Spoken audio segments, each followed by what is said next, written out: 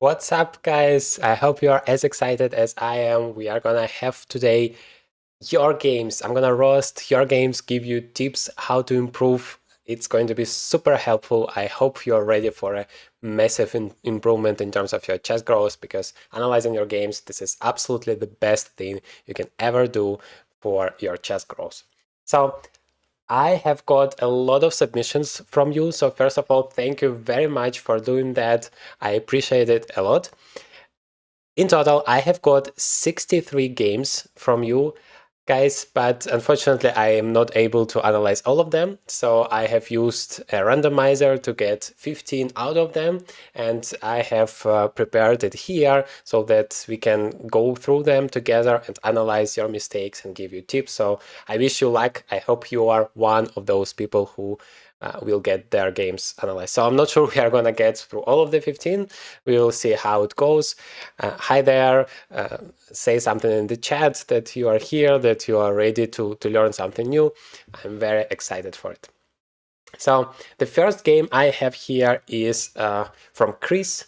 Chris is playing as Black. You see here the nicknames, so you can recognize your games or maybe some of your friends. You have here the engine evaluation. It's gonna go up and down as we are gonna see. First of all, I was so surprised to see that so many of you have submitted the game that they have won.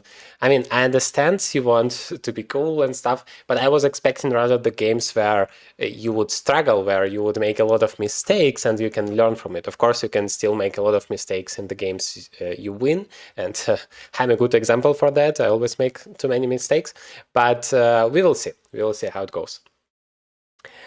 Yeah. Hi there to everybody here. I hope you're gonna enjoy it. So let's start. Let me check if you see the moves. Yeah, it seems to be working. So the first game Chris played here as Black, and it was the Caro-Kann defense. White took it here. We are talking about 1200 ELO level. At this point, of course, the openings, they don't play such a huge role. It's just important that you choose an opponent that you understand and that you like. So let's see how it went. White immediately makes a huge mistake of making two moves in a row with the same piece. But okay, we are gonna comment here the moves from Chris.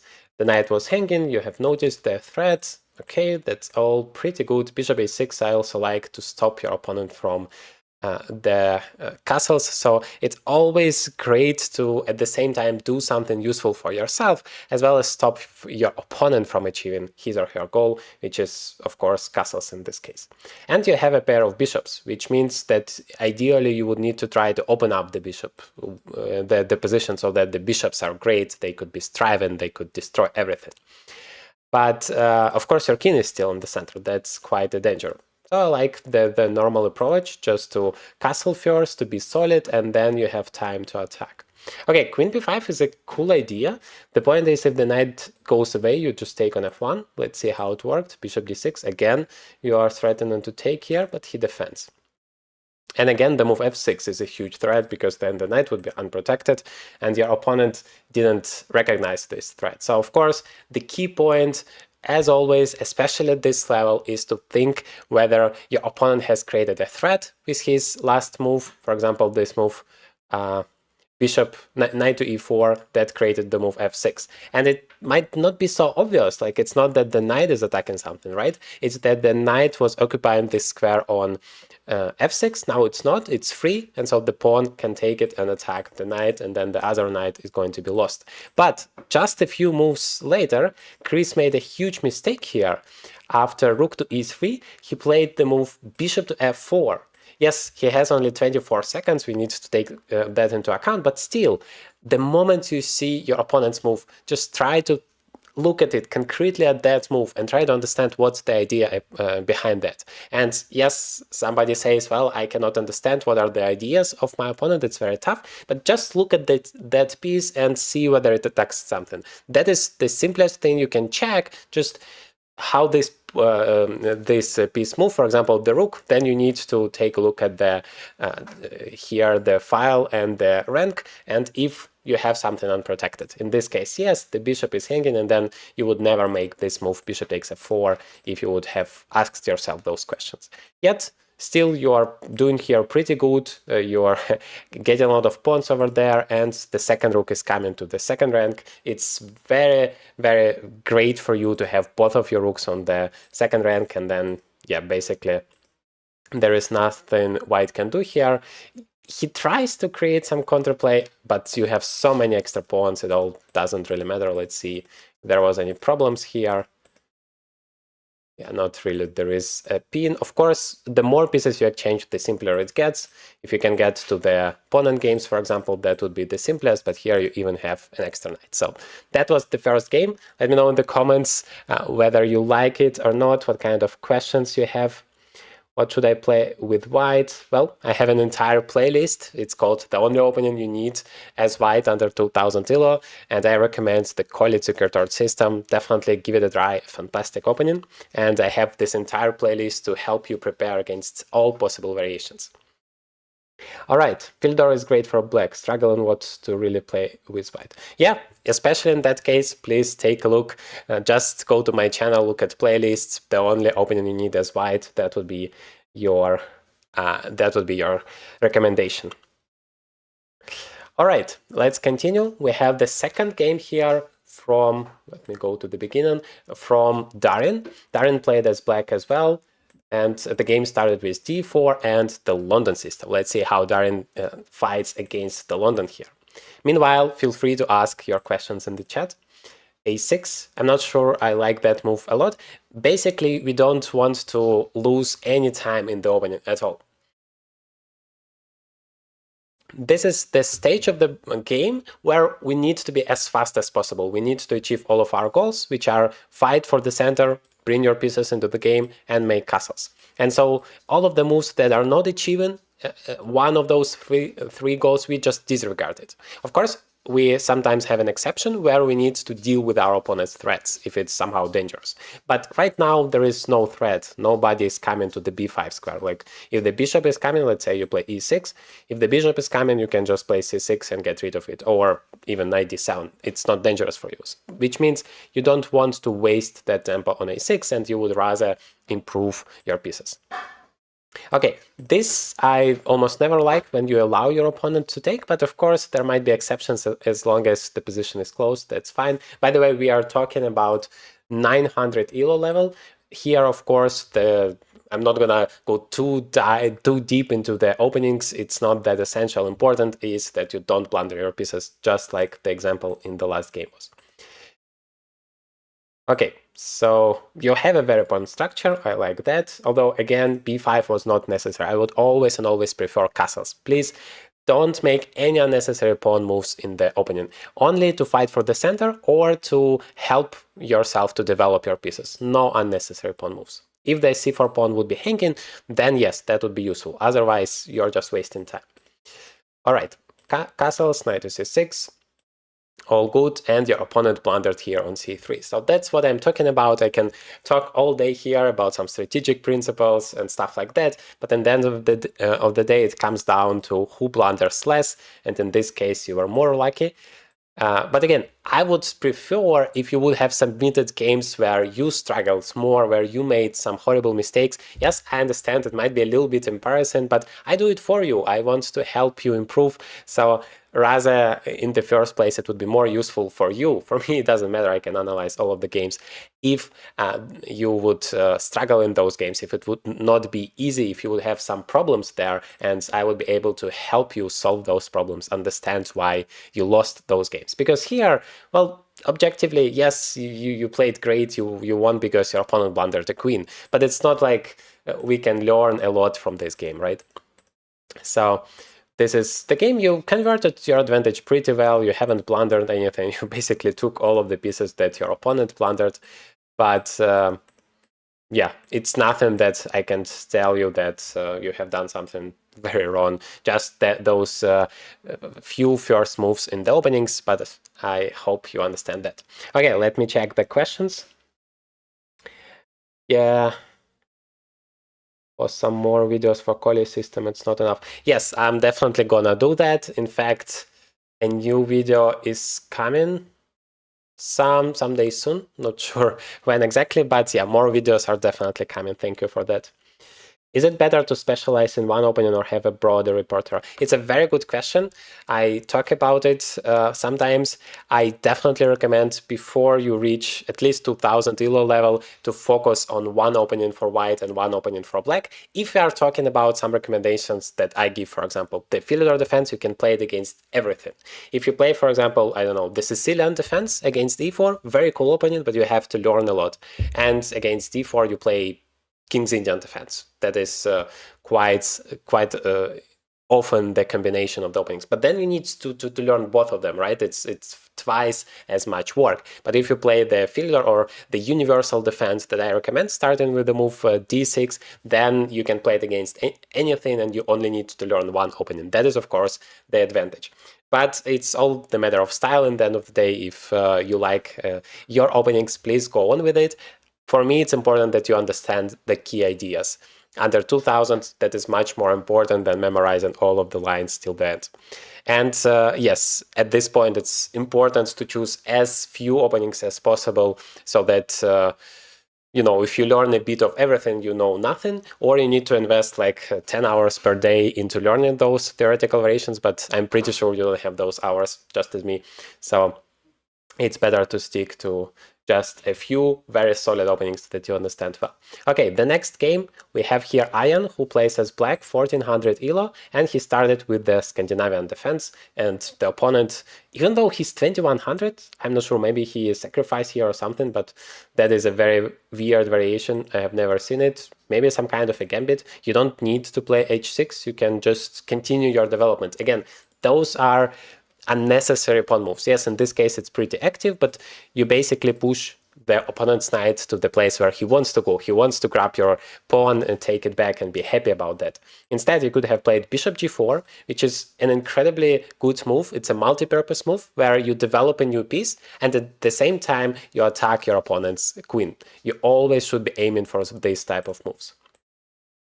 Okay, instead that happened and we got to the endgame. Maybe we are going to learn a lot about this endgame. For example, I don't like the fact that you are killing your own bishop here. Maybe you want to develop it there, but that would be too slow. You can play, for example, e5. Yeah, the engine doesn't mind.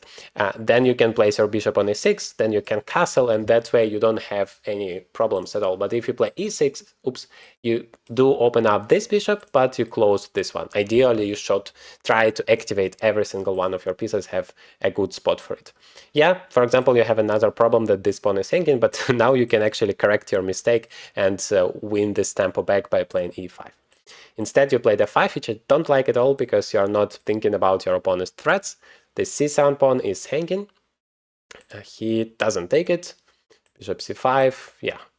You never want to, you want to leave this space for the rooks. Yes, the king in the center without the queens is not such a big deal, but the problem is you're blocking your own pieces.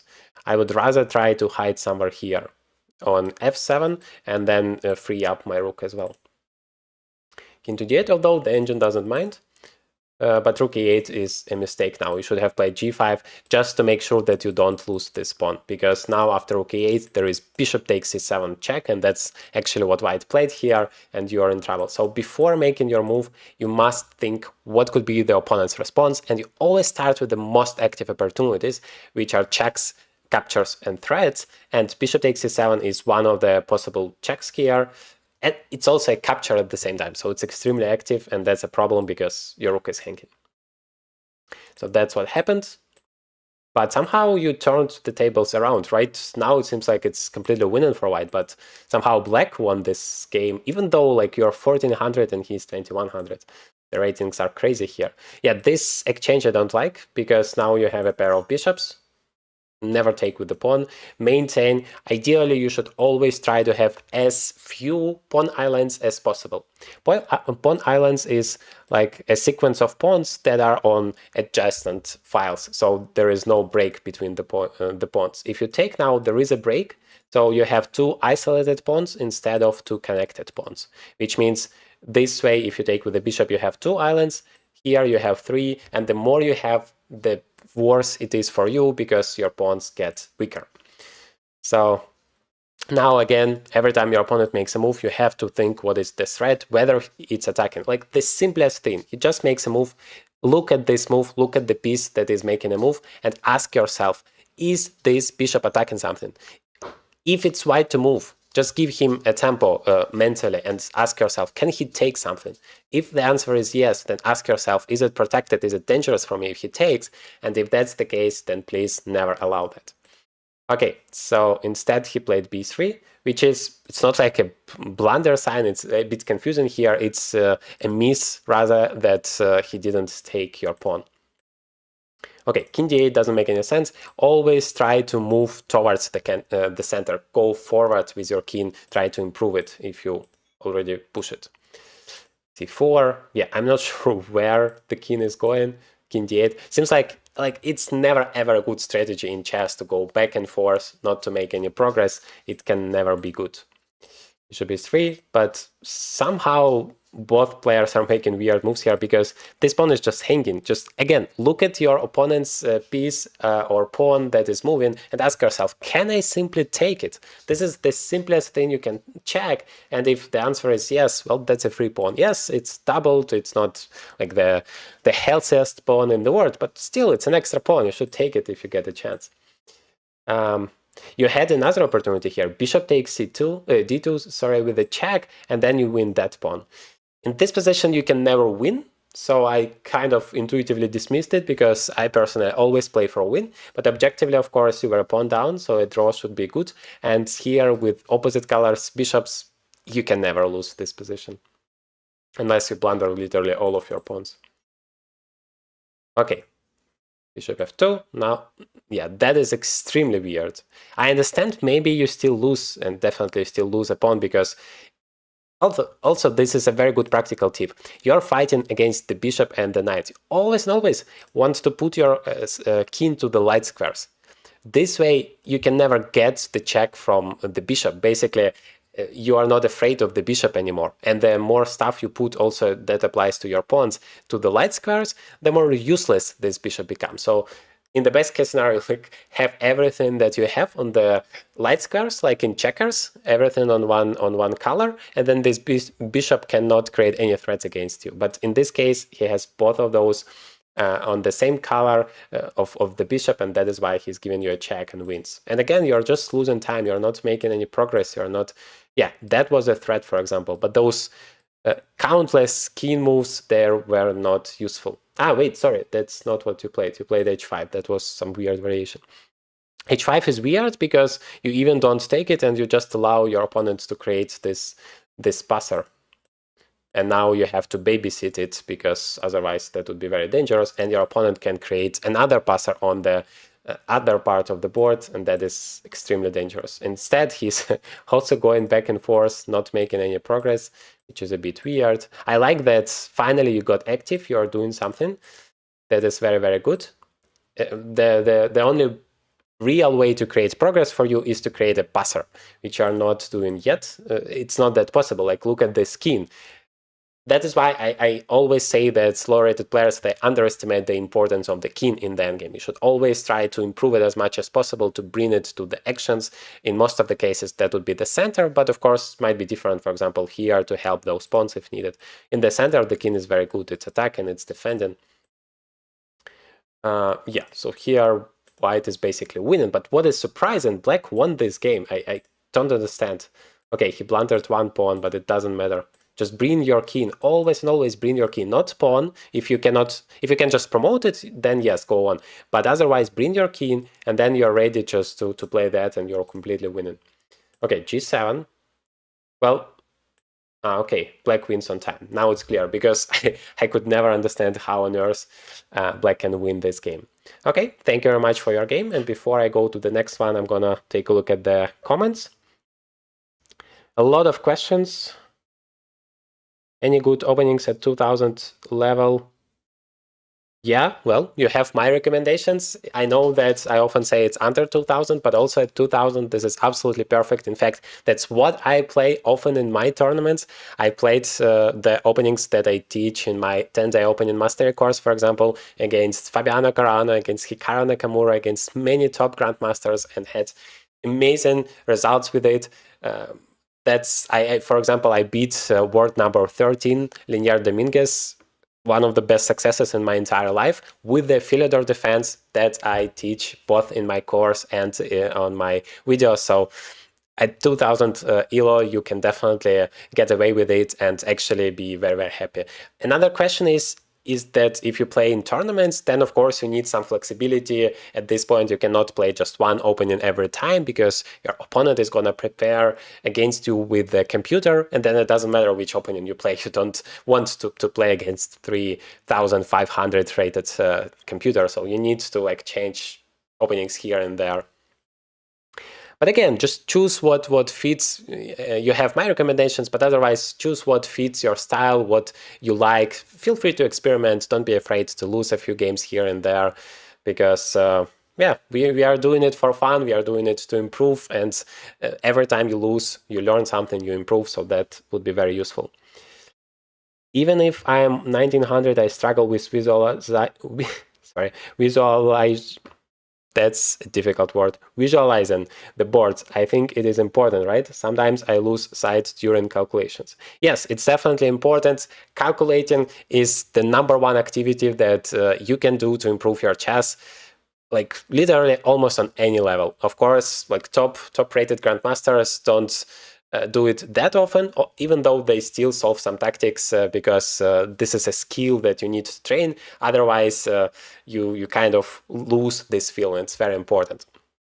So I, for example, made a lot of video. Just go to my channel, type in search calculation, and you're gonna find so many useful tips and videos how exactly you need to calculate, what exactly to do, how this process works, where to find resources for that. Please, you're welcome. All right. Let me go on with the next game. We are playing as white here, Gatu Sai Teya. I'm sorry, I of course mispronounce your names horribly here, but I hope that's okay. Knight, we have e4, knight f3, we have the Sicilian defense, and yeah, I never liked this bishop to c4 particularly because it's kind of blocked here, and it's 1400 ELO rated game. Bishop g5, but I do like that you have developed all of your minor pieces. So far, so good. Queen e2. Long castles. I'm not sure you should go for it, because when you want to castle in the other side, unlike your opponent, you always have to think for whom it's easier to attack, for you or for your opponent. In this case, for black, it's much easier to attack your king. Like in this situation, it's all about the checkmating attacks, whether you are going to be the first one to deliver a checkmate or it's going to be your opponent. And so for black, it's much easier to create that attack. For you, you still need so many moves. So I would prefer just to castle short and be on a safer side and play positionally in the center, for example. Because now, yes, black is already playing b5, whereas I don't even know what to do. Even if you play g4, it's still no threats. Whereas this bishop is still already in trouble. The engine is screaming, it's almost winning for black. This b4 a little bit helps because now, like those white squares, you can just block it exactly with bishop a4, and at least for a few moves you're good to go.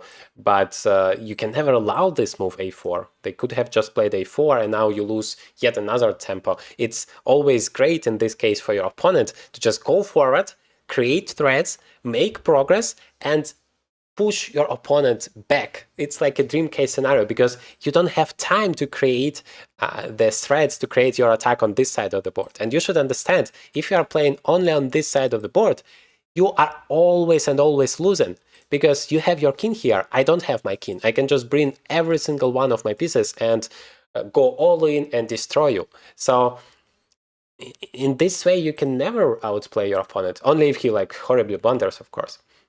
Instead, he took here, which is not very bad, but yeah, I would prefer a4 at least here, again, to win time and space. But you still go back, and immediately you see that your opponent is improving his position and at the same time creating threats. That is why I say I don't like your decision to castle on. I think it started all of the problems. But again, white somehow won this game. It's incredible. The engine is already saying it's minus 3.5 because you have just given up the bishop for a pawn. And honestly, I have no idea what is this justification, because afterwards you played rook d2. Like, it doesn't fit together. Normally, if you sacrifice a piece, you should have something horribly dangerous prepared for your opponent. Like, I don't know, g4, g5, open up the king, destroy him over here, give it checkmate. But if you play rook d2, then I don't get why on earth do you sacrifice the bishop. It doesn't make any sense. Don't sacrifice unless you're really ready for it. Okay, queen is 3. At least you attack the pawn. Great. And now finally this pawn is coming. g4. Yeah, I don't like what your opponent is doing. He should be playing here. You never want to play on the side of the board where you're weaker. If he's only gonna make moves on this side of the board, you're gonna always win. The same as in the opposite case. And so now you're given a check. Now some stuff is hanging. You can bring your rook. Yes, that's exactly what you did. Knight c4. Yeah, bringing yet another piece with the tempo. It's pretty good. And now already some knight h7 tactics are working, because that's a check. If you go away, then I take here and win the rook. And if you take, I have queen h6 check and again win the rook. Knight h7 is the only check in this position. Remember the CCT system: checks, captures, and threats. Treat your games like puzzles. I understand it might take more time, especially in the beginning, but this is the right way, trust me, to first start playing chess very well, and then you're gonna speed up that process, not the other way around. If you just play very fast, you're never gonna start playing well. All right, I hope you get my points. On h7 was great here. Instead, you play d5, trying to attack. At least what I like is that you are constantly putting pressure on your opponent, and it works because he blunders here. Basically, knight h7 is winning the rook, and now just important not to lose your queen. That would be a move like too far away. You see, the situation has changed. The king is now here, so the right move would be to go here, queen f3, because that creates a threat. You always want to create as many threats, as many problems for your opponent as possible, because you basically did the same thing, but you wasted the tempo. And remember, time is your most important resource in chess, so you don't want to waste any moves at all. Anyway, your opponent was horribly slow. Like in the last 20 moves, he made maybe 2 moves for the attack. Everything else, he was just wasting time. So that is why he's completely losing. But now you spoil all of that in just one move. Again, the same simple principle. Don't play on the side of the board where you are weaker. On this side of the board, if you're just gonna take this, your opponent has a queen, a rook, and a knight against just one rook. Basically, that means he has an extra queen and an extra knight. So if you're gonna make moves on this part of the board, you're always gonna lose. Instead, you need to create problems for his king. You need to create counterplay. You need to, I don't know, knight f6, for example, is a nice move here. Just bring in more pieces into the attack. This is also a great strategy. Doesn't matter if you attack or you defend, whatever you do, bring as many pieces as possible, because this knight on h7 is completely useless, and now this knight is very active. It's in the center. By the way, it's a similar move to what you are doing with the move c4, but that move is not active enough. That move creates a threat of giving a check, and then another check, and it all goes like a snowball. But if you play c4, you're just attacking the knight, and only next move you're gonna create a threat, and that is exactly what black needs to play a3 here and win the game. But your opponent played queen to a2 instead, giving you another check, and this time you didn't spoil it. You started to take everything, and yeah, it's just way too many pieces in the attack. You even escaped with the king, although that wasn't necessary. Yeah, there was some back and forth stuff, but yeah, you are much better here with an extra knight in the end. And finally, it comes back to the game. I like it. It should have happened much earlier, but it ended with a happy end, with a checkmate. All right, hi there to everyone coming. We are analyzing your games today. I hope you enjoy it a lot, because those are the main mistakes you're making, and I hope you never repeat it again after today. So that would be the best opportunity to massively improve your chess, to analyze your games. Okay, let me take a look at some questions. Coach, in Coley system, whenever I play knight f3, bishop d3 and complete it, but the opponent plays pawn g6, which refuses the opening plan of attacking kingside, what should I do? Yeah, I have the solution for that as well. Take a look at the playlist first, whether I definitely cover it in the 10-day opening mastery course. I rather prefer to play d4 and then knight f3, and if they play e6 or d5, then we go for a normal Colli system. But if they play g6, then I play the move g3 because this bishop is not that effective here, and I place it there. Otherwise, the plan stays almost the same. This bishop still goes to b2. I, for example, played this exact line against Fabiano Caruana. Feel free to take a look at that game. I explain it there in details, as well as in my 10-day opening master course, which I sincerely recommend. You have everything in one place, just 10 days, and you forget about opening headache for many, many years to come. All right. Yeah, of course, I understand. I mean, time pressure, all of the factors, of course, no question about that. I'm just trying to teach you the right system in terms of thinking about the moves, how to find it. By the way, a lot of people submitted blitz games. I don't get it that much. I believe it would be more useful if you would have submitted Rabbit or even classical chess if you play that, because then you do have time to think about the moves. Yeah, that 2100 really played pretty bad.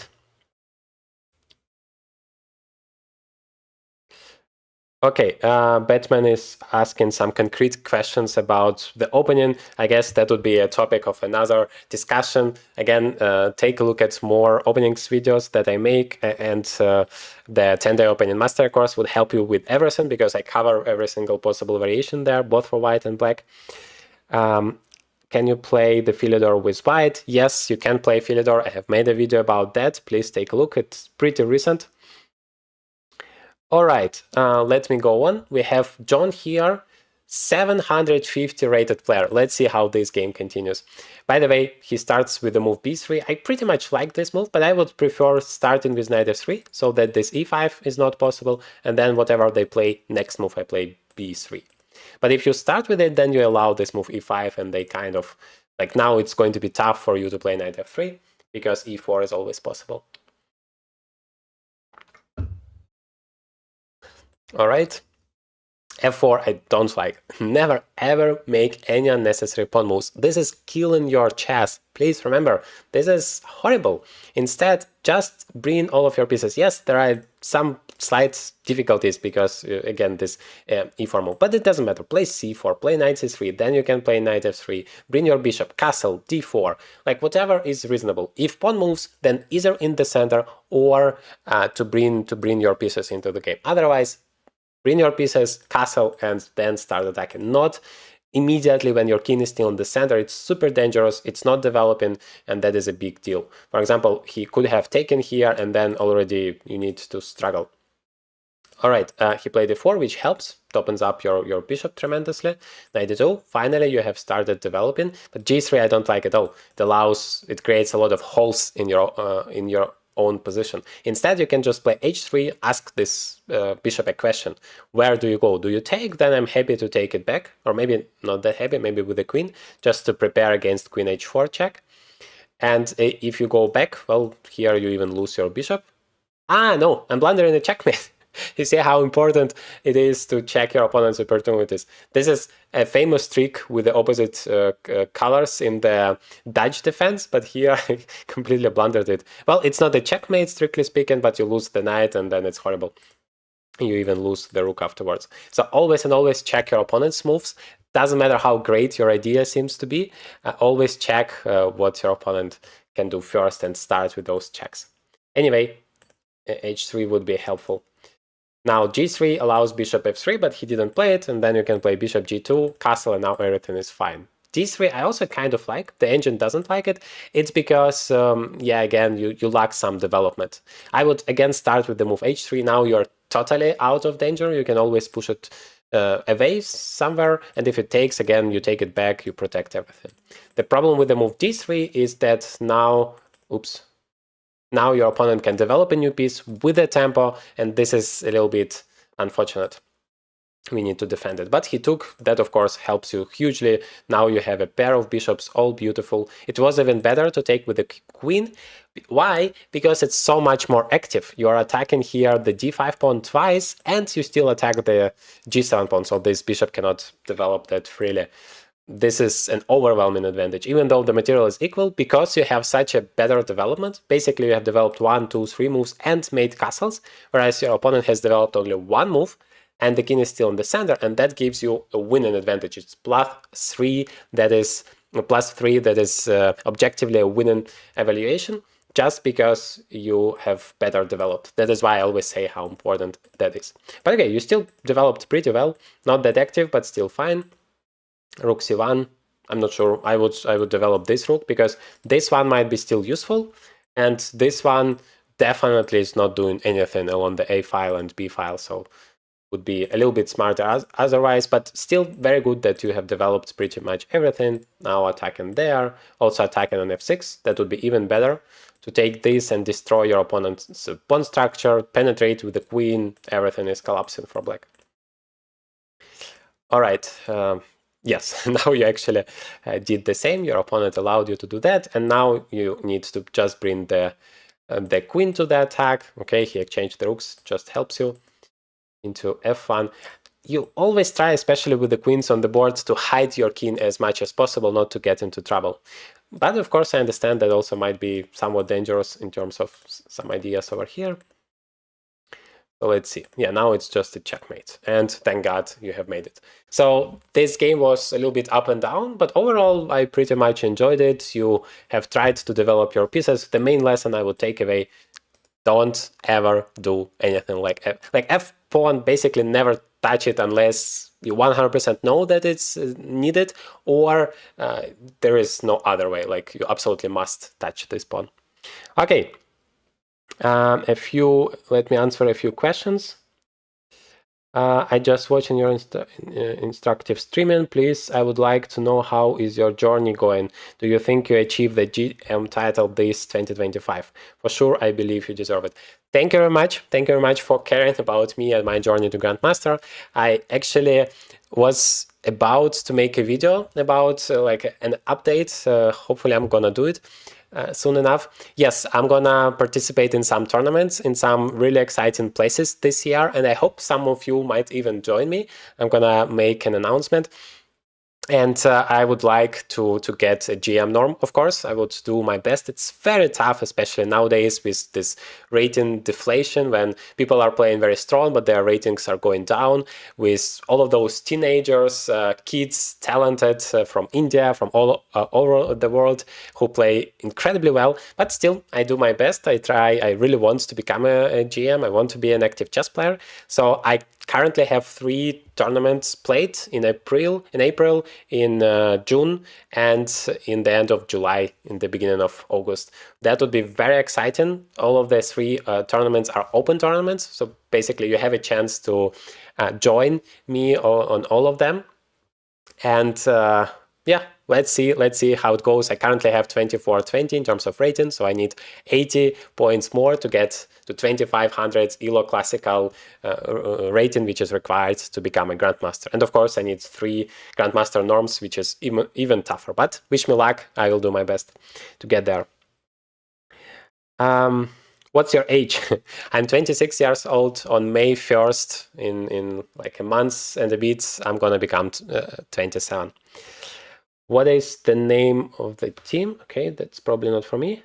Your recent video on that girl was so good as well as funny. Thank you very much. Yeah, I'm kind of experimenting this day, trying to be a little bit more funny, insert some interesting stuff, so that yeah, it's more fascinating. You are not going asleep during the videos. You are not get too bored.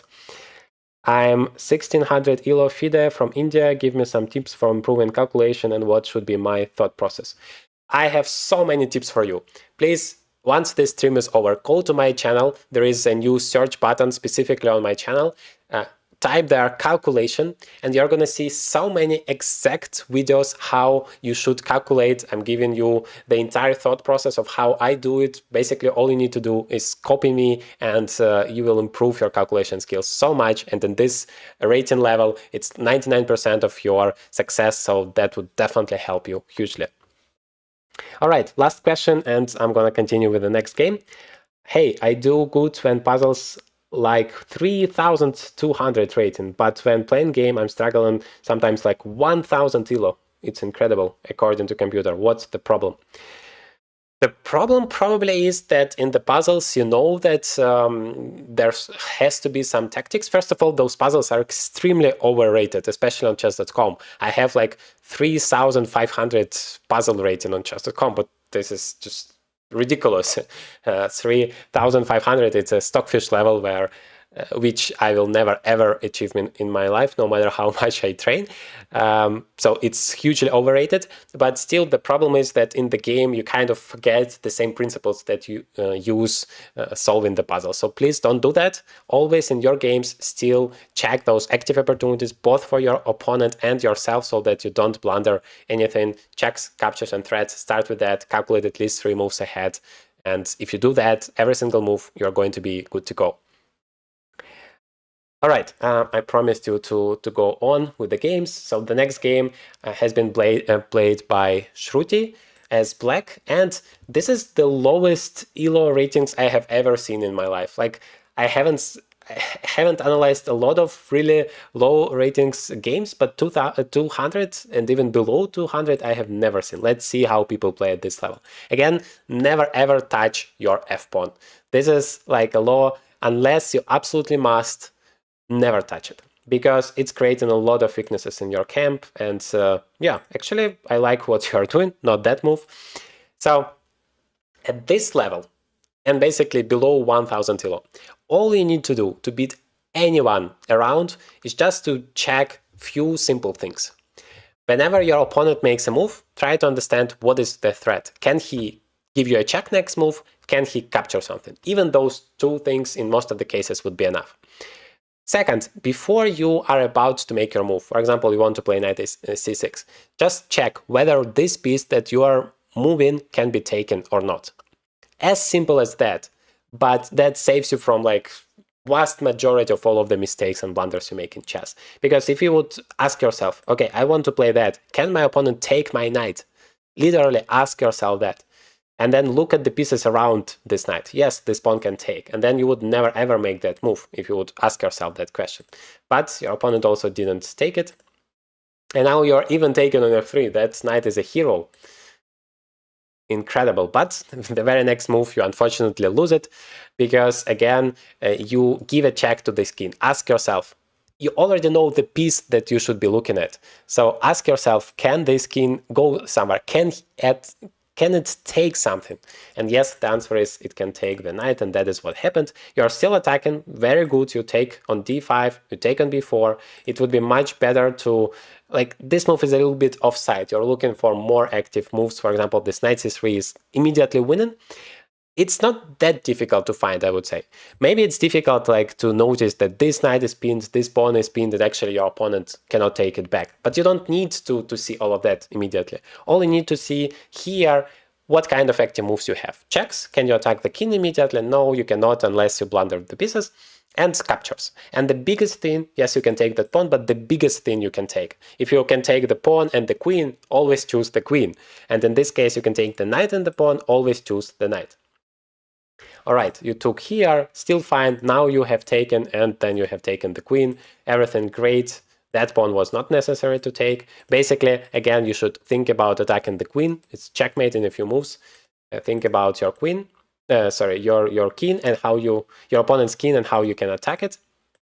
But that also works out as long as you don't blunder your major pieces. That should be very good. Just make castles for the sake of development. So I would be happy as your coach, and just to make sure that your king is safe and bring the rook into the game. That would always and always be great.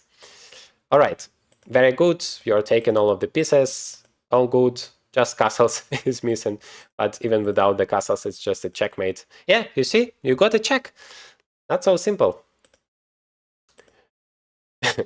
Again, the same rule. Before you touch your piece, think, I want to go to b2. Is somebody attacking me on that square? Can somebody take me? If the answer is yes, never make that move. Thank God you still have a lot of extra pieces, so that is still enough. You lost your bishop, and now you even lost your rook. Now it's getting tricky. So let's see what happens later on. You still have a few extra pawns. Again, the key to success is always in piece activity. Piece activity is by far the most important factor in chess. So you have to absolutely activate all of your pieces. For example, if you would have brought your rook somewhere here, that would be extremely active, attacking all of the pawns, giving checks. That's what you are doing, but the problem is your king is there on the way. Okay, now just bring your rook. That would be fantastic. All right. One good piece of advice I can give you, always try to put your rook behind the pawn, just as a general tip. And that way you just push it forward and it's very hard to stop. Here directly it's not a great idea because you have a fantastic opportunity to exchange the rooks and go into the pawn and games and just promote your pawn.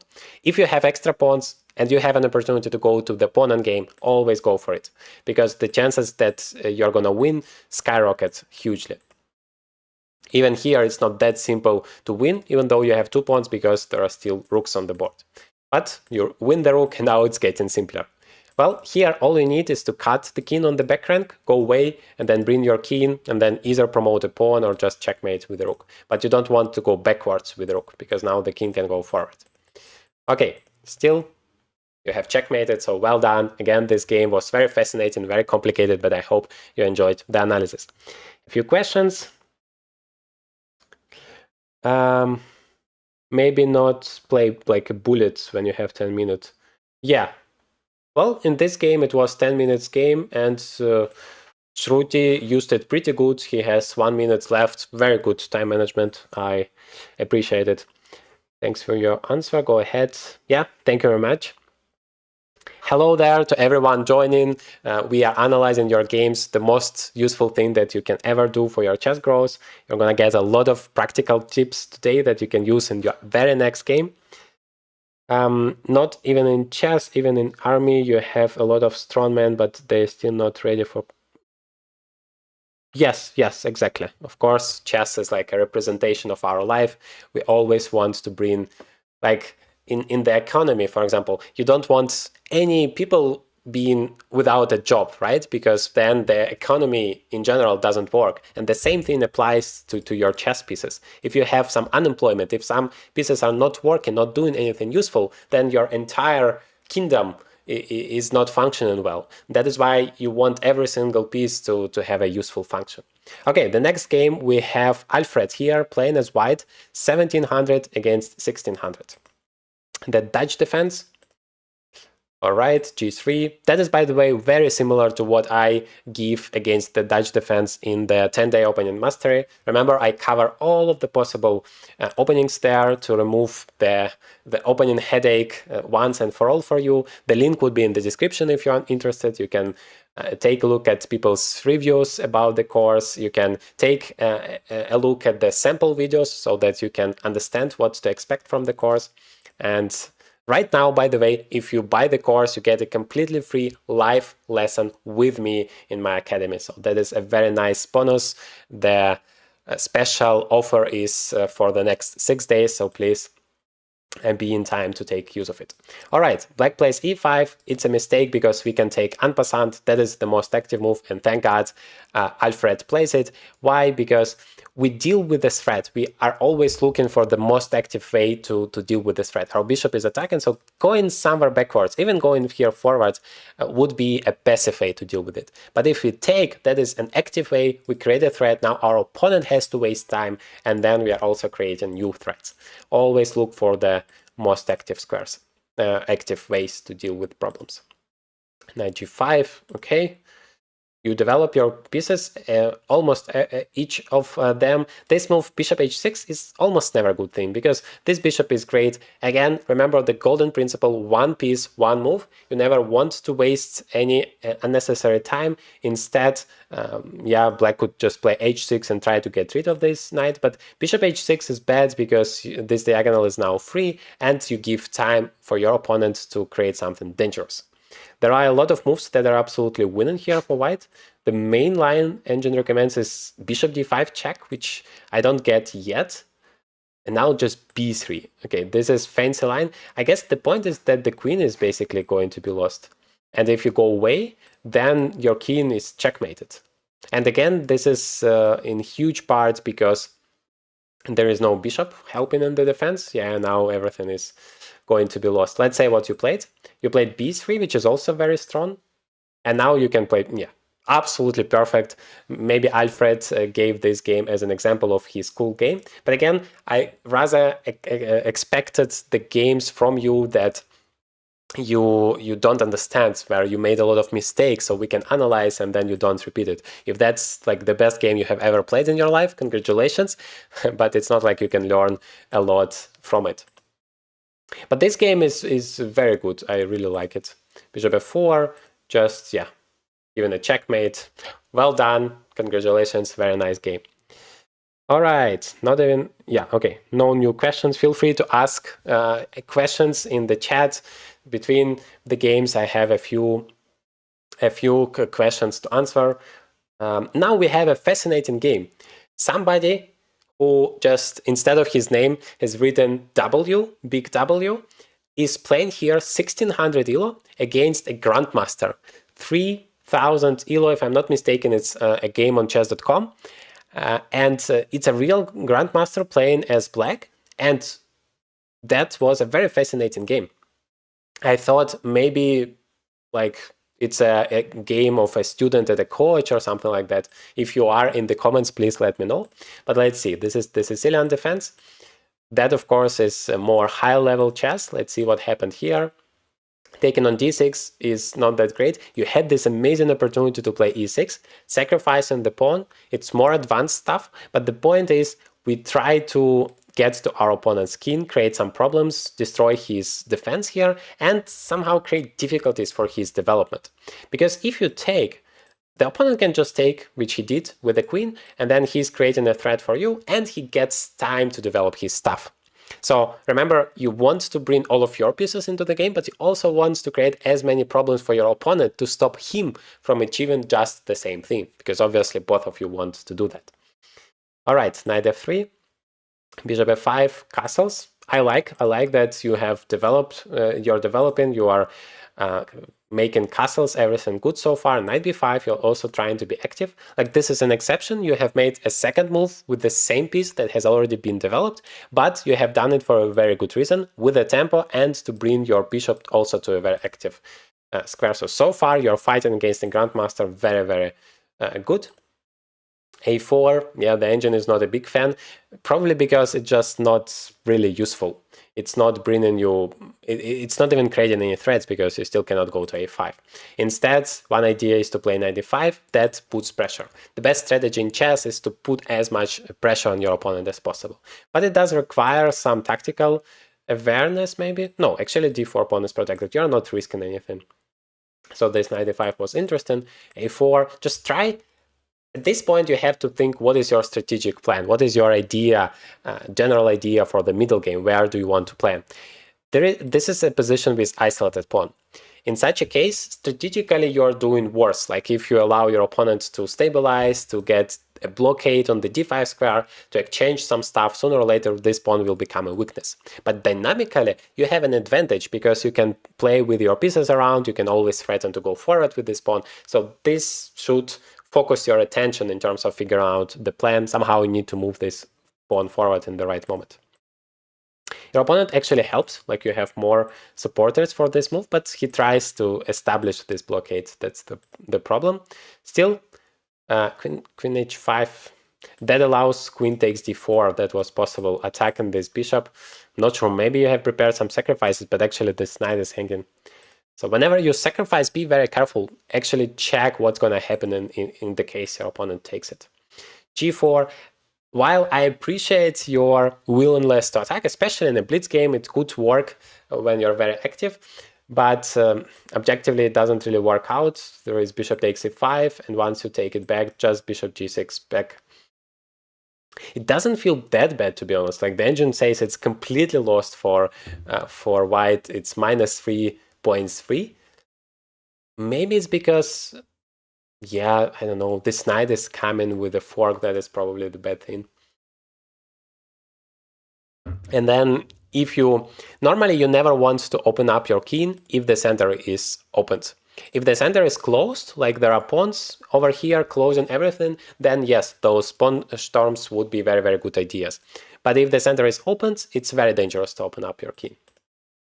Please remember that. Yeah, now he took some absolutely crazy variations are happening here, and your bishop is very good. So you're actually doing not that bad. You have this bishop e6 in the end, attacking both of the rooks. I like it. Bishop f7 is a bad move because it releases the pressure. You probably, I hope you know that the threat is often stronger than the execution in chess, because you're always threatening to take this rook, but you're not obliged to take it immediately. You kind of help make the life easier for your opponent. Think about it. He cannot go away with the rook because it's pinned, but he also cannot go away with the king because the rook would be taken, like a full rook would be taken without any compensation.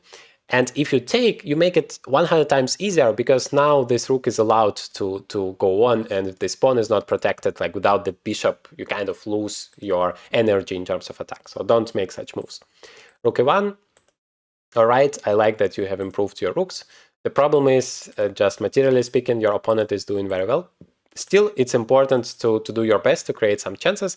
b3, again, I understand you're more advanced, 1600 elo, not thousands, but still you, every single time you make a move, you have to think what kind of moves, responses your opponent has. And I understand you have 34 seconds, but even more important, always to check, can your opponent give you a check? Can your opponent take something? Because if you're going to blunder, chances are it's going to be one of those things. If you have a little bit more time, then also check the third thing, which is threats, whether your opponent can attack something dangerous, for example, like that. But in this case, it's very straightforward. Just your knight is hanging, and that is a problem because then your rook is also hanging and you lose all of the material and don't have any chances anymore. Yet, a very decent game against Grandmaster up to that point where you took this rook, you had very good chances.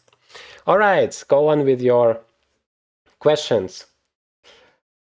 I have never seen the e6 line in this position. Has it been played in engine versus engine games? e6, do you mean this game? Against the... here. Yeah, to be honest, I'm not like a big expert in terms of the opening theory. This is... Wow. Yes, e6 has been played like 300 games, but it's... no, wait, that's Lichess. No, yes, a6 actually is the main line here among masters in the top games. So yes, that is a legitimate move. Do you know why grandmasters and international masters always play 3+0 or 3+2 blitz games mostly? What do you mean always play? Like they play it more often than classical chess, or what do you mean by that? How to submit? Yes, I have made a post like a week earlier asking you to submit your games, and a lot of people have done it. If the feedback would be great, probably, or maybe we are gonna make such streams from time to time. But yeah, I wanted to help you by analyzing your games here. Okay, next game we have here Ustira playing as black, 1300 elo, and again the Caro-Kann defense. Weird move bishop c4 because that just helps you. That was your idea to play this move d5. Knight, bishop d7. Yeah, actually it's fine. I probably would play knight c6, but both moves are okay. Takes, again, he loses time. You never want to make more than one move with the same piece, and you have actually taken advantage of it pretty well by occupying the entire center. f6, again, never ever make this move because it weakens your king so much. The right move would be just to play e4. You are, well, to my first impression, the engine doesn't like it. We will see what was the best. You just win a lot of space and you don't get those huge problems with the king.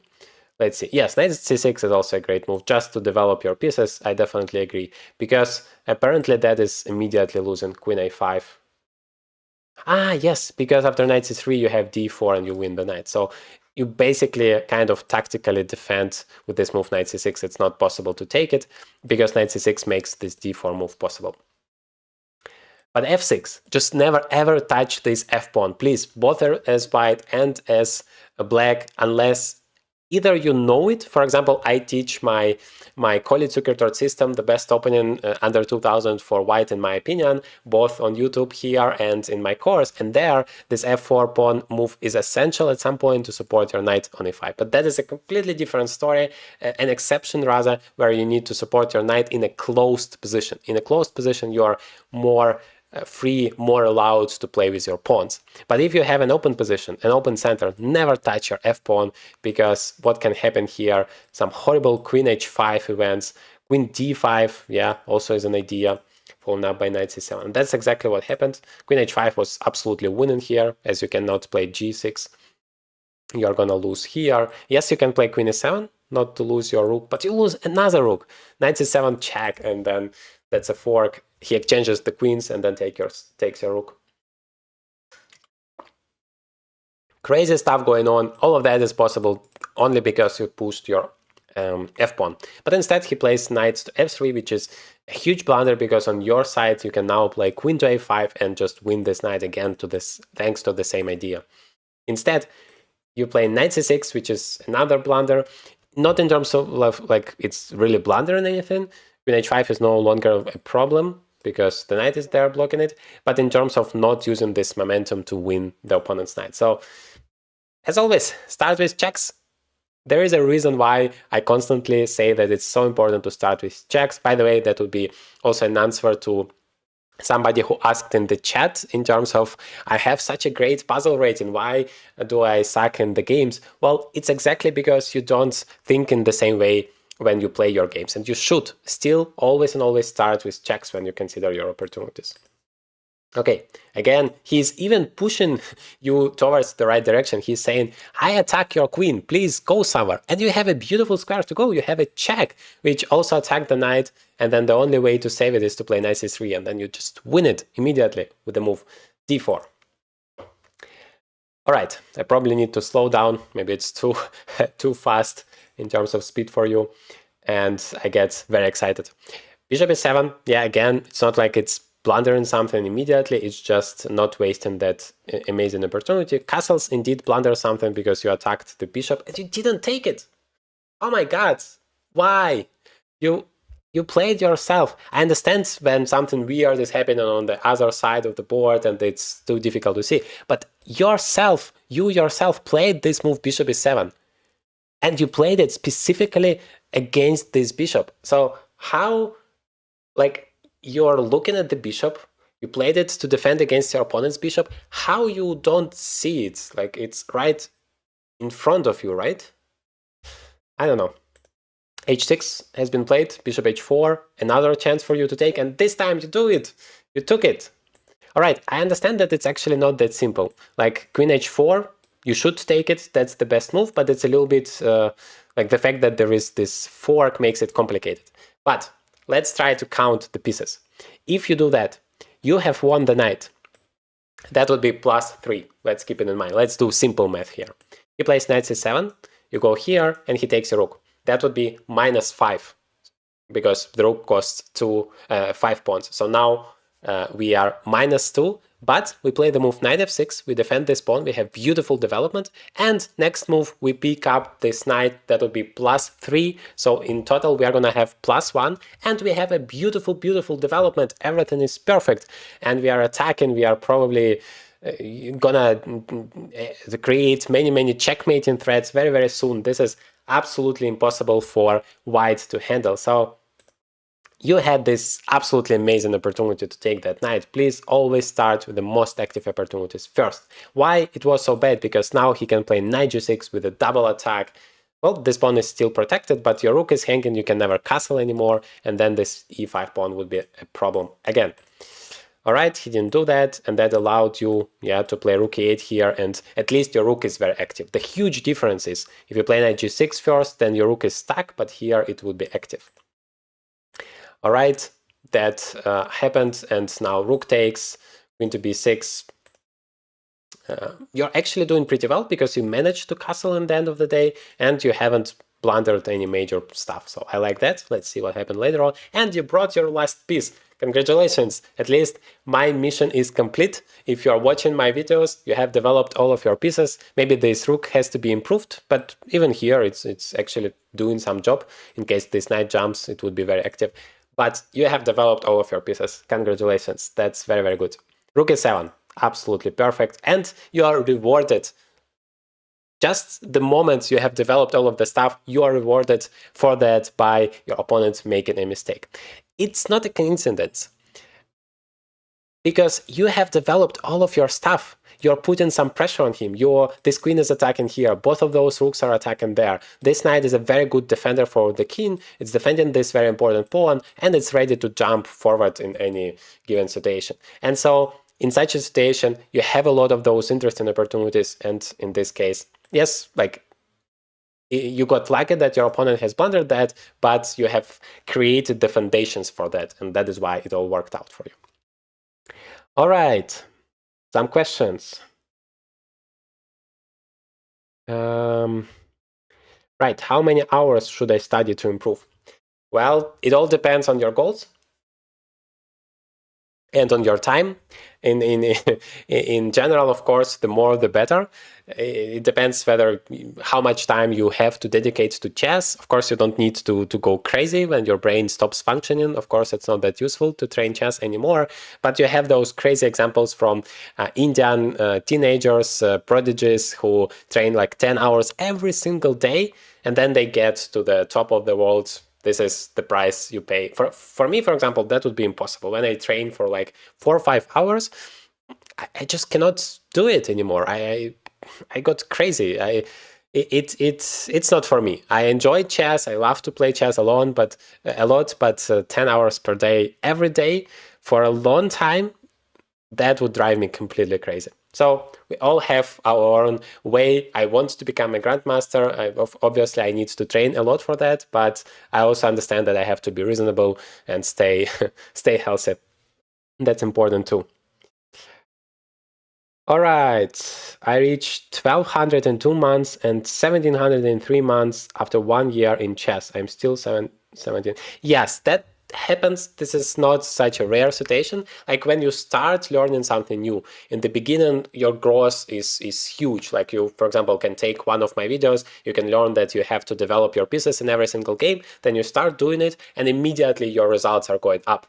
But at some point you get to the level where your opponent is also smart, he also knows some fundamentals of chess, and then you need to know a little bit more, calculate even better, understand even more principles to improve even more. By the way, might be a very good point for me to recommend you my Elo Accelerator Academy. Those are weekly live lessons together with me where I analyze such games like you don't need to hope that your game will be roasted. You get this opportunity every month, and I play with you and I comment on all of the decisions that you make. I explain you how to think, and basically you improve your chess so much in just 1 month. And we have every single week those live lessons depending on your level. We have groups for like advanced level and for beginners. So whenever you are currently in your journey, you can learn a lot. The link would be in the description. Please feel free to learn more. And right now you have an amazing offer. You get completely free as a bonus 3-hour calculation camp live together with me. We solve puzzles and I explain you how to do that step by step, so you can enormously improve your chess is 99% of tactics, and especially if you're under 2000 Elo, it's extremely useful. Anyway, I hope to see you in the academy, and meanwhile let's go on to Captain Digan, who plays as black here, 1800 Elo level, very advanced, e4, e5, and this King's Gambit Yeah, d5 is a very nice response, very active. Takes there, takes here, knight f6, all good, all fine. Queen a4, very weird move, I would say. Normally you try to develop your minor pieces first, but maybe this is some kind of crazy variations. I don't believe in it. I think black is doing fantastically here. And now we can just take the pawn for free. Like the point of this queen a4 move is absolutely missing. Healthy extra pawn, just bring all of your pieces and you should be doing all good. I would just take with the queen. Yes, the engine also agrees with me. Take with the queen because you have extra material, you have a very healthy position. If you exchange the queens, you are out of danger, no problems at all. So that would be very, very good. But as is, it's also great, still an extra pawn. It's just a little bit more risky with the queen. Your opponent still can, somehow create some dangerous threats. 95, yeah, something like that. Although, thank God, yes, you have taken it. Queen d4, you're actually playing very good. Have almost nothing to criticize. Rook e8, of course, well, you're more advanced. You know that you are supposed to bring all of your pieces into the game. Yet, even at this level, people forget it so often. Queen e6 I don't like. Maybe you are like back to this idea of exchanging the queens, but you blundered the rook. Again, every single time you make a move, you have to think what changes in the position. What the queen was doing on e5 that it's not doing on e6 anymore. It was defending the pawn. If you ask yourself that question, then you're going to find out the answer. Another way to go about it is to always think, okay, what kind of opportunities my opponent has? Can he give me a check? Can he capture something? Yes, he can take your queen. I will do that first so that I don't run into checkmate, and then you continue a little bit the variation. Can he take something afterwards? Yes, this pawn on f4 is hanging, so we don't want to lose it, and then we don't need that move. f3, in fact, almost wins the game because you just get to the king with your queen, and that's game over. So yeah, when you have centralized, when you have developed your pieces, look for something very active. Look for ways to destroy your opponent. Look for the most active opportunities, checks, captures, and threats. f3 is not a check, not a capture, but it's a huge, huge threat. Yeah, and here you used your knight. The problem is, again, you're constantly blundering this pawn, and again, the move f3 is completely winning. In fact, it's even better, because now you're gonna just take the h3 pawn immediately. It's not even a sacrifice, but you get to your opponent's king, and you just give a checkmate in a few moves. Knight c4, that helps your opponent, because now he has this queen protecting the pawn, controlling the f3 square, and again, he just, I don't know what happens. Now he finally takes it. It seems like both of you are completely blind to the fact that this pawn is just hanging there.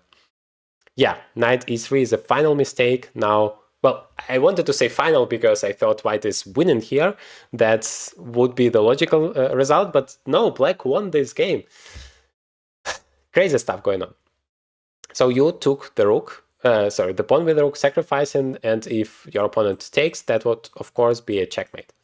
The problem is, if he doesn't take, and he did that, then this queen is hanging, this rook is hanging, and this rook is hanging behind the queen, so it's basically not possible to save everything at the same time. And now you're just a knight down. Let's see, I mean, I can never get it. How can you win an endgame being a knight down? Some miracle happened here. Rook e2, okay, so far so good for white.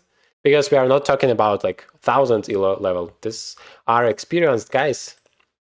I like, of course, that you have two passers here, and your opponent, this in addition to having an extra knight, he has 4 extra minutes, 5 minutes on the clock. How on earth can you lose?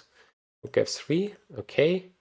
Well, I don't know. I would be looking for ways to improve my rook, attack the pawn, and give some checks over here. Always activate your pieces. Like this rook is extremely passive over there. And now you also bring the knight back. Don't be so passive. Knight b5, knight c7, knight e6. The knight is jumping around, but that does not bring anything because the rook is not helping. And here, in fact, okay, here in fact the position is already equal, because if you do not make any progress, then your opponent will do that and you're gonna lose. Those pawns are coming forward, the king is centralized, the king is very active, and white is even losing the knight on the spot here. So always and always, before you touch any of your pieces, think whether it can be taken after the move you want to make. And here, yes, you have a lot of extra pawns. b2, okay, some fancy tactics, probably not necessary, but the main thing is you have given a checkmate. Okay, you have just 11 seconds, but that's more than enough. All right, I hope you enjoyed the analysis. I'm 2000 rapid and 1850 blitz. How to get better at blitz and how to get better from this overall and become title player. All right, we all have various goals. For me, for example, I don't really want to become that much better at blitz. Yes, it's like great to play in the title Tuesday against those superstars and sometimes get some nice results. But you cannot get any titles. For example, you also write that you want to become a title player, so you need to differentiate those goals. If you want to become better at Blitz, it's one set of things that you should be doing. You have to play a lot of Blitz, you have to analyze those games, and you have to just get to this condition where you calculate very fast and very good. Whereas in the classical chess, other laws apply. If you want to become a title player, so you need to play less Blitz, play Rapid and Classical, analyze those games, and solve as many calculation puzzles as possible. That is a thing that helps you every time, but still it's a little bit special if you have just a few seconds to calculate. You need to do it the other way around, not the way you do when you do have enough time. So what I would recommend is, first of all, understand what is your goal. And I have prepared, for example, a completely free 30-day training plan. You can just go to my channel and get the link to it. Get inside. It's 30 days. I have an educational video for every single day so that you can learn something new. Then I have puzzles, or the other way around. You start with puzzles, you solve it. It's very useful. And then you get answer in that educational video. I explain everything. And then you also get to play a game and analyze it, because of course, it's essential to apply those things that you have just learned in the respective day into practice, and afterwards finally analyze your game. So please take advantage of that, completely free. The link is in the channel description. All right. Hey Keen, what is your FIDE rating? My current classical FIDE rating is 24-21, so exactly 79 points away from the GM title 2500. Because, no. Keen, what are you doing here today? That's not for me. What? We have some Magnus Carlsen in the chat. That would be nice if that would be a real Magnus Carlsen. Anyway, Queen A4 and A5 moves become more popular after Dean Lorraine versus Gukesh game, when Dean played weird queen moves and it made everyone shocked. Yeah, I understand sometimes those top grandmasters, they play absolutely crazy moves, but it doesn't mean that you have to repeat that. They can do that. They can even play E4 and King E2, but it doesn't mean that you should repeat that. They have earned their rights to do whatever they want to do. You first need, like the first year in chess, you learn the main laws, the main principles of how the chess is working. Even like the first few years. The entire life afterwards, you learn how to break those principles. For example, you learn that normally you should bring your knight to the center. But sometimes, on very exceptional occasions, you have to bring your knight towards the side of the board, and that would be the winning move. And you have to be able to understand that. But you will never go to that stage if first you are not going to learn those main principles, those fundamentals of chess. It's like in math, for example. In school, you first learn how to do simple math like 2 + 2 or 6 × 6. And only then, once you have learned all of that, you can go to the more difficult, complicated stuff and calculus, for example. Not the other way around. The same way here. First, we need to focus on those reasonable moves, on simple calculation. Once you do that, you're ready to get to 2000 elo. Then we can learn how to bring you further. All right, how do you manage the pressure of tournaments, the psychological effects of the losses? How do you keep motivated for persevering in chess? That is a very good question. It has always been very tough for me to deal with the pressure, especially when I'm closer to my goal. Like when I start the tournament, yeah, it's all fine, we just play, everything is okay. But as soon as I feel that this norm, for example, last year in the Grenke tournament, I was pretty close to it. I played very good the first 6 rounds of the tournament.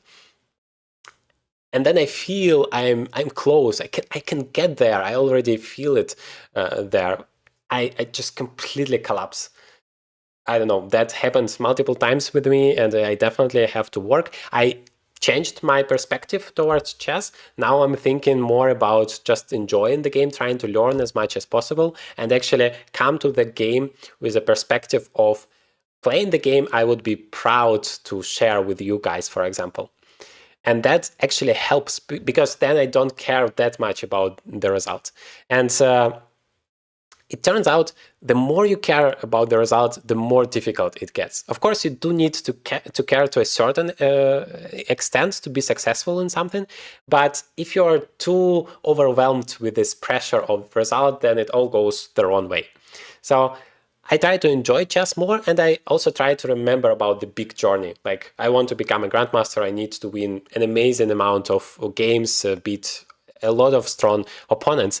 But one particular game on this big journey is not that important. So I just need to take it one piece at a time, take this opportunity to learn something every single game, and yeah, do my best and see what happens. All right. Bought your opening course. So satisfied. Thank you very much, Fran Tisek. I hope I pronounce your name correctly. Thank you very much. And yeah, for everybody who is interested, the link would be in the description. 10-day opening mastery. That is a complete, holistic, lifetime opening repertoire, both for white and for black. You have a lot of practical exercises. You have me showing you how to play every single variations. I play against Engine. I show you practical games of how I do that, exactly that in the tournaments. I show you some games from the top chess to see how it goes. And very important, I also show you how to play on your level, how people are playing under 2000 elo, and how exactly you need to play to beat everyone around with the openings and lines that I'm suggesting. And it's not based on memorizing, it's based on the understanding. You learn those principles, you learn key ideas of the openings, and that way you're ready to play against anyone, and you just don't have this headache of memorizing the concrete lines. I just hate it about chess. Anyway, we have the game from Abdul Raham now, who played as black, and it's 600, like roughly 700 elo chess. Very interesting to see. For some reason, people want to touch this f-pawn. Please, if you can take one thing away out of this video, never ever touch your f-pawn. Doesn't matter you play as white or black, just don't touch it. Just imagine it doesn't exist, or no, it exists, but it cannot move. Just imagine it cannot move. Again, of course, chess is a rule of exceptions, and you can find some games now that, I don't know, Magnus Carlsen played with the move f-pawn, and it even was the great move. I understand that. But again, first you learn the rules, and then we are going to learn like this 1 out of 1,000 times where you do need to push the f-pawn. In general, especially in the early in the openings, never touch it. You can play knight c6, knight f6, d6, whatever, but don't touch this pawn, please. Why? Because immediately white can take, and that is basically all she wrote. Completely winning position for white. You don't want to lose in 3 moves in chess. All right, that's exactly what happens. Oh my god, this is a crazy, crazy game. But that's like the way I expect it to be on 700. The last game we have seen from 200 elo, that wasn't the way I normally expect it to happen. Yeah, for example, here, white could have brought new pieces into the game and basically win immediately. Yeah, changing the queens helps a lot. In fact, you see, like this position is completely winning. It's checkmate in 8 moves, but doesn't matter, just completely winning for white. White takes it, making a huge strategic mistake. I'm going to explain in a second why. And now it's almost equal. Like in terms of 700 elo chess, +1 doesn't mean anything. It's like equal, doesn't matter. Even though the skin is so weird. Why? Because without the queens on the board, it's just not that dangerous to be even like on this weird position like g5. Without the queens, it's almost impossible to get checkmated. Yeah, maybe in this exceptional case, it's still possible, but still, even here, without the queens, it's much simpler. So white committed a huge mistake, a positional blunder, I would say. You never ever want to exchange queens. You want to maintain it to be able to attack such a weirdly placed king. So the right move was queen to f7, or actually this bishop is just hanging. That's the simplest thing to win it. The engine says you have to play queen f7 because it's leading to a checkmate somehow faster, no idea, but queen f8 would be a very reasonable move just to take the bishop. And here we again got chances, but wow, that's like, this is Sparta, we are gonna beat everyone with our king only. This is the most amazing thing I have seen in the in the recent weeks. All of the pieces are here. Nobody is playing, and this king alone is going forward and saying, I'm gonna crush you. This is very brave. I have to admit, this is the bravest thing I have seen for a while.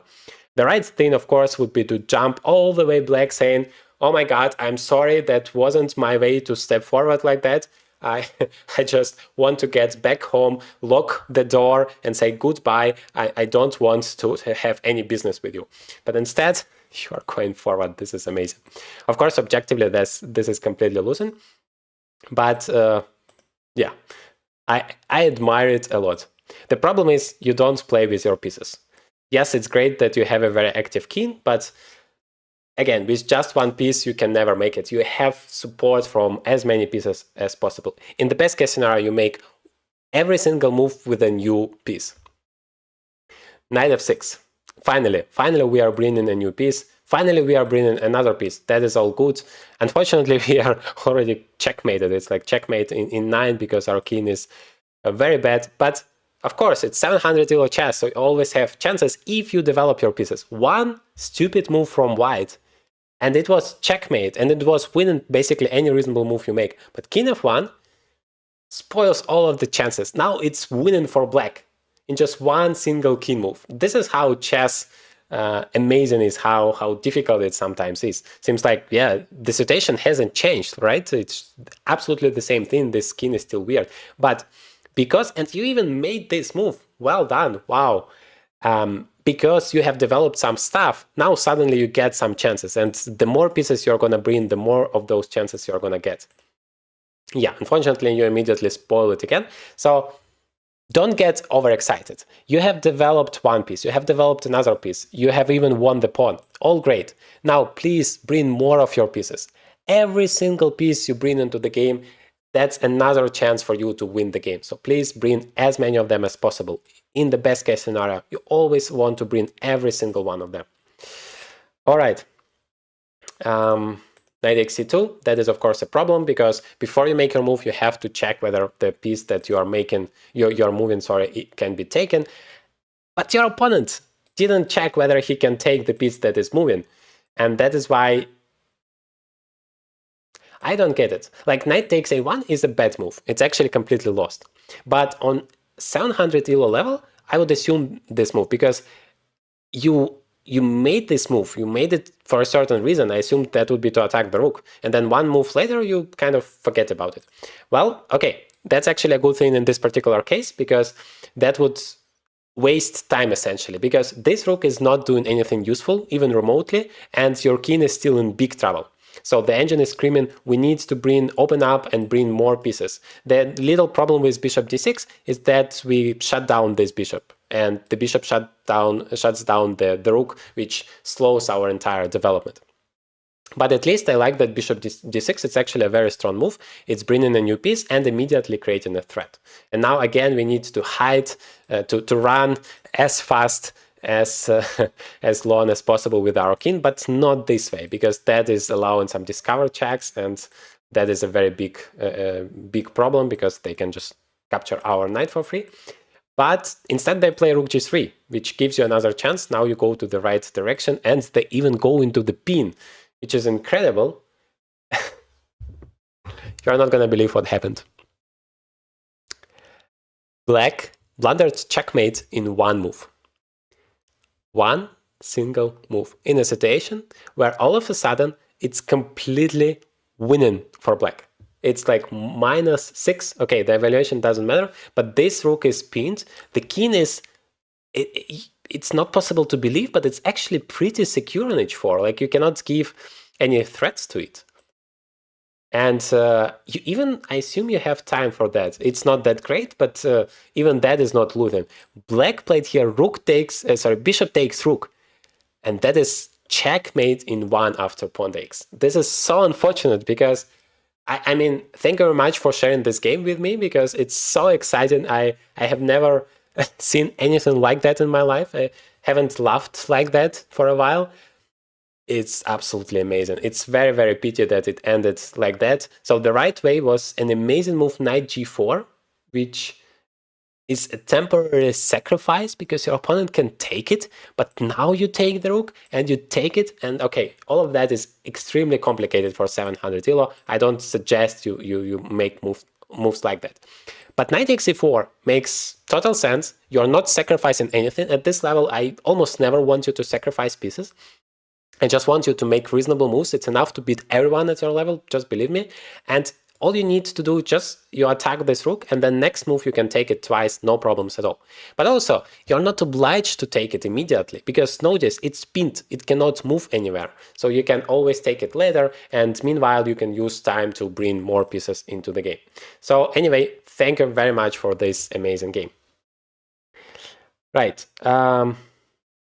After 2000 elo, should I play weird moves now? Yes. Unfortunately, after 2000 elo, sometimes just normal developing moves are still not enough, and you need to be a little bit creative. But not every time.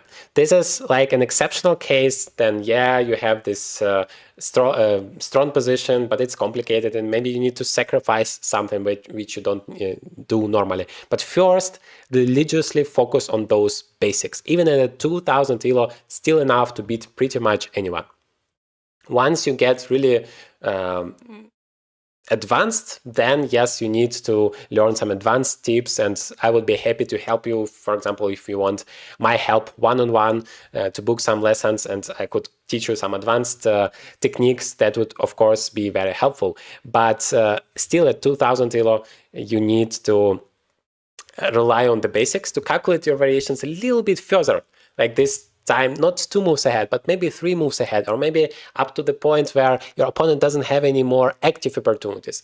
That would be tremendously helpful, still maintaining all of the right fundamentals, like checks, captures, threats, like fighting for the initiative, like developing your pieces and stuff like that. All right, Cyril, when did you participate in your first OTB tournament? It was when I was 6 years old. I started to play chess. I played my first tournament. Well, back then, I didn't know online chess existed, so all of my tournaments and games were all OTB, and that was horrible. I scored 2 points out of 9. Somehow, 20 years later, I still remember that horrible experience, because, of course, as a kid, I was extremely, and I still am, over-optimistic, always sure that like I'm the best, I can achieve everything I want to achieve. Yeah, with the time, actually, you get less optimistic about that. But as a kid, you're like, I'm going to destroy everyone.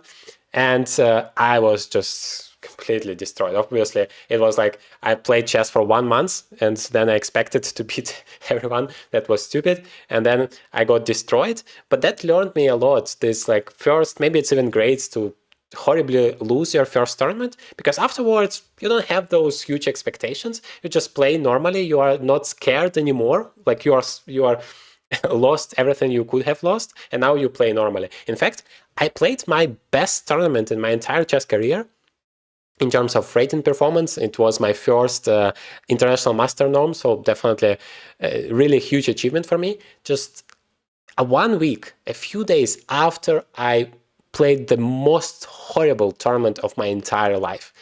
It was classical tournament in Warsaw. I got 0 points out of 4. I lost all of my games. In the last one, I just blundered checkmate in 2 on the board. Like I already was very strong, FIDE master something, 2300 something. I blundered checkmate in 2 basically in the opening. And I just immediately resigned from the tournament. I just couldn't handle it anymore. It was so stupid. But then I had a few days to recover. I moved to Czech Republic to play in the Czech Open, very big, famous chess tournament, at least back in the time. And it was easy for me to play because like everything horrible already happened. I had nothing to lose. And then immediately, it was so easy for me to play. I crushed everyone. That was literally back in the time the best result in my entire life. I beat a lot of extremely strong players. I achieved that norm, and I was so happy. Probably the happiest in my chess career. That was incredible story. Sometimes losing teach more than winning. Yes, that's true. Oh, František is from Czech Republic. Yeah, nice country. I love it. Okay, next game. It's from Kodjo. Hopefully that's the right pronunciation. 1400 elo. And the first move, queen of h5, trying to deliver a full checkmate. But scholar's mate, I always confuse those two. But yeah, of course, at this level, you should not expect to play it like that. Although 1400 elo, I don't know. Do you guys still give this kind of checkmate? Because objectively, of course, it's not a great thing to like make 2 moves with the queen in the very beginning of your game instead of developing your minor pieces. That is not the right thing. But you reacted very well, developing your stuff, bishop g4. What I'm missing is still castles. Please castles, and then I'm please do the castles, and then I'm secure. I'm not worried for you that something really horrible is going to happen. You still don't castle. All right, finally. Yes, thank you very much. a3, d4. d4 I don't like, because you have an advantage here, and at this point you need, and your opponent is still not finishing his development. So even though you're playing as black, because your opponent made horrible moves with the queen back and forth, you are having this development advantage, but it's not going to be there forever. It's going to disappear. So you have to use this momentum right here and right now. So please use that to your advantage. For example, this knight d4 moves seems to be a very good move. It's a temporary sacrifice, but not really a sacrifice, because once you look at this bishop and it's on the same diagonal with the queen, this is just amazingly great for you. And you open up, like once you open up this file, for example, and you can attack that king, that is very good. So in general, you should be aiming for opening up the center, not closing it, not shutting it down like you did. Knight a2. All right, but the good thing is, of course, you have developed your bishop, your pieces, sorry, you are not blundering anything. For example, this rook, very well. Knight g4, wow, that is a fascinating move thanks to the pin. I enjoy that it's very active. The problem is, though, that because you have shut down the center, closed it, your bishop is stuck, and somehow those pawns are tripled. Yet still you're pretty active. For example, yes, c4, well done. This is a very cool move, and I'm really happy that at your level you are making it. Hopefully, somehow that's at least part of it is my influence, because I always say, please start with the most active opportunities, especially when all of your pieces are already active, whereas your opponent hasn't finished his development. Look for ways to get the initiative, to create threats, to put pressure on your opponent. That's exactly what you're doing. Well done. Yes, you have sacrificed the pawn, but it's not about the pawns. It's about getting some play. And you are rewarded for this. That's very nice. Your rook is extremely active. This pawn is now very good, and it's even supported by the bishop. You bring your queen. Oh, very nice. Like this stage of the board, you play not like 1400, but rather like 2000 or something. Very good. Queen d8, because you realize this queen is not achieving much and you need to bring it to a better square. All very, very good. Rook d2 back. Fantastic. Now you have this unstoppable pawn on d2 that should help you win the game. And you actually won it. All right, that I don't understand. I'm somehow too smart for me. I would just leave the bishop here, maybe put it here because it's very, very strong, and then use your queen to, like, I don't know, go around. You need to create a second weakness, maybe. Or actually, if you can get to c1, that would be winning. Because even if he takes with the knight, you take it back and promote a new queen. The question is, how do you get there? Somehow the queen is a little bit stuck. Maybe like that. All right, let's see what you did. We went bishop h2, b6.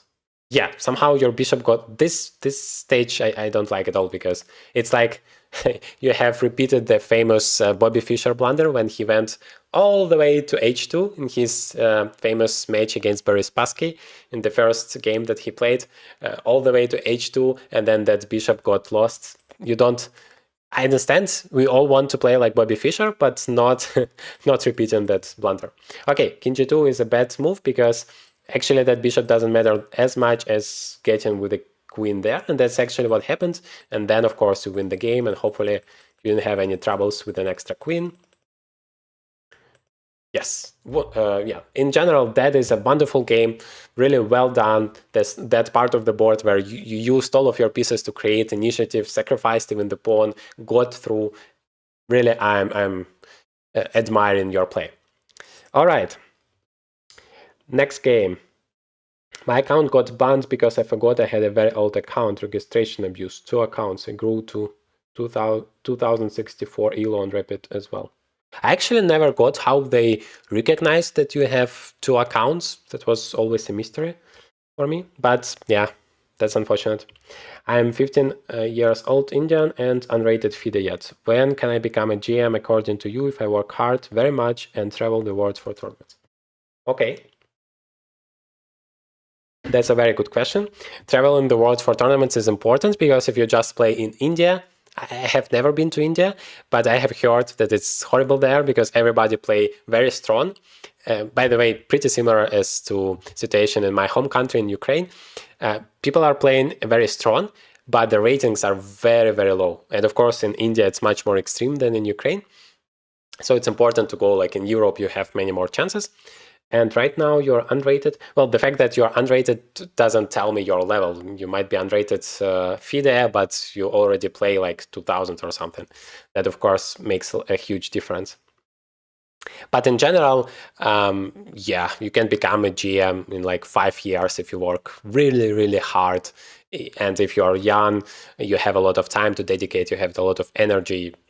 I mean, they become GMs in 12 years old. What can I say about that? So everything is possible. Important is that you believe in yourself, that you work consistent, and that you do the right stuff. So if you have a smart coach around you, that would help a lot. So you know where you invest your time in, because you can sit all day and seemingly do something, but if it's not helping you to go into the right direction, that would be just a loss of time.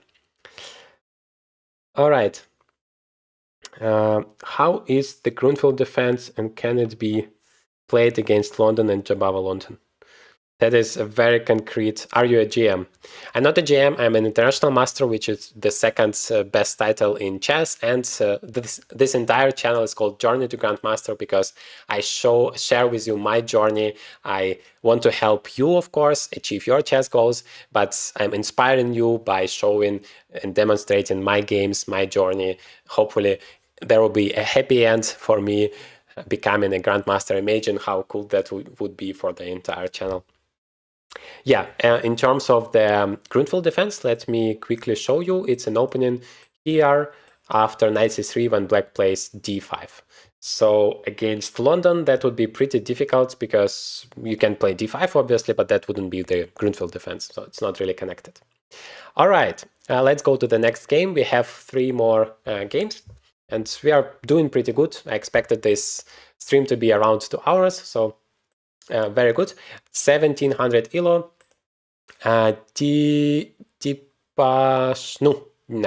Dipanshu. I'm pretty sure I have made like 5 mistakes in your name. I'm very sorry about that. I try my best. But you have played the French defense. And c5, okay, knight c6, bishop d7, knight g7. Right, so far so good. At this level, yeah, it's good that you know your stuff. And you let this exchange. You get a pair of bishops. Your pawn structure maybe not the best, but well, you get some compensation in terms of 2 bishops, so it's all good. What's not good is this move castles, because before making your move, first of all, you have to think what threat your opponent has created. I cannot overestimate how important that is. It's this one simple rule under 2000 would entirely change your entire chess. Just trust me, and please do that in every single move. Actually, you don't need to trust me just by word.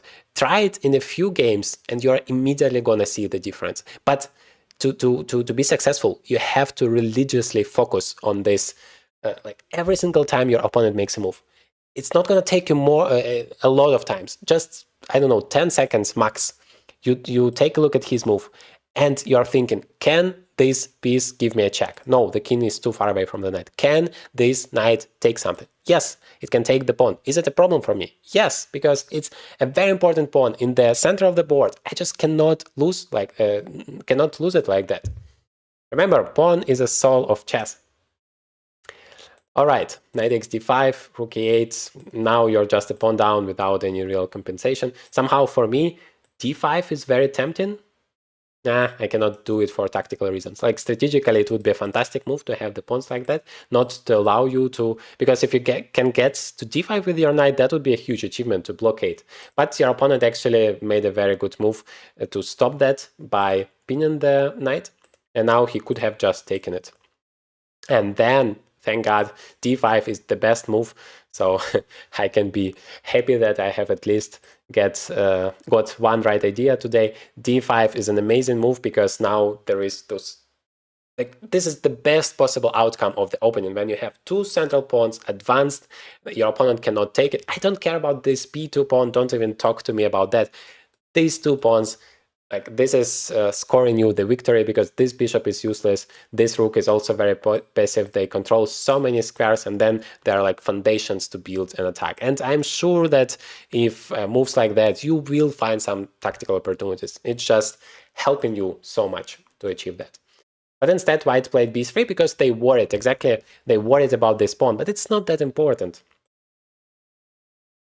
as those central pawns. Okay, now d5. Seems like, again, is an interesting idea because it's attacking the queen and the bishop, but the drawback is that there is a pin. That is why I assume white played queen to c1 to prepare that move. The problem is black has, and you played it very, very well, and then we can start an attack, and what I like so much that we always have this move knight to d5. You see, maybe not immediately, there is queen g6 check, and there is queen h5, creating those threats, but ultimately I really like this outpost for the knight on d5. This is an amazing, amazing square, blocking those pawns. When you fight with the knight against the bishop, it's always great if you can make your opponent to have his pawns on the dark squares, because this bishop is stupid then. It's just a big giant pawn, which is a dream case scenario for you. If it would be the other way around, then he would control all of the squares. The pawns would control the light squares and the bishop would control the dark squares. Now everybody is controlling the dark squares, which is limiting bishop's potential, but nobody, absolutely nobody guards the light squares, and you can take advantage of that. Let's see. Yes, you played knight to d5 immediately. The engine is not supporting it, but believe me, I support it. This is, strategically speaking, a fantastic thing to have.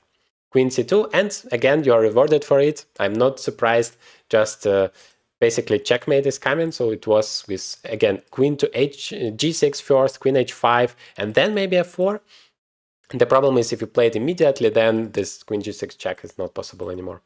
But queen d4, you are still doing amazing. You have won a lot of stuff here, and eventually went to this beautiful h5 square where you won the pawn, and you have also used many pieces to attack. This is all very, very nice.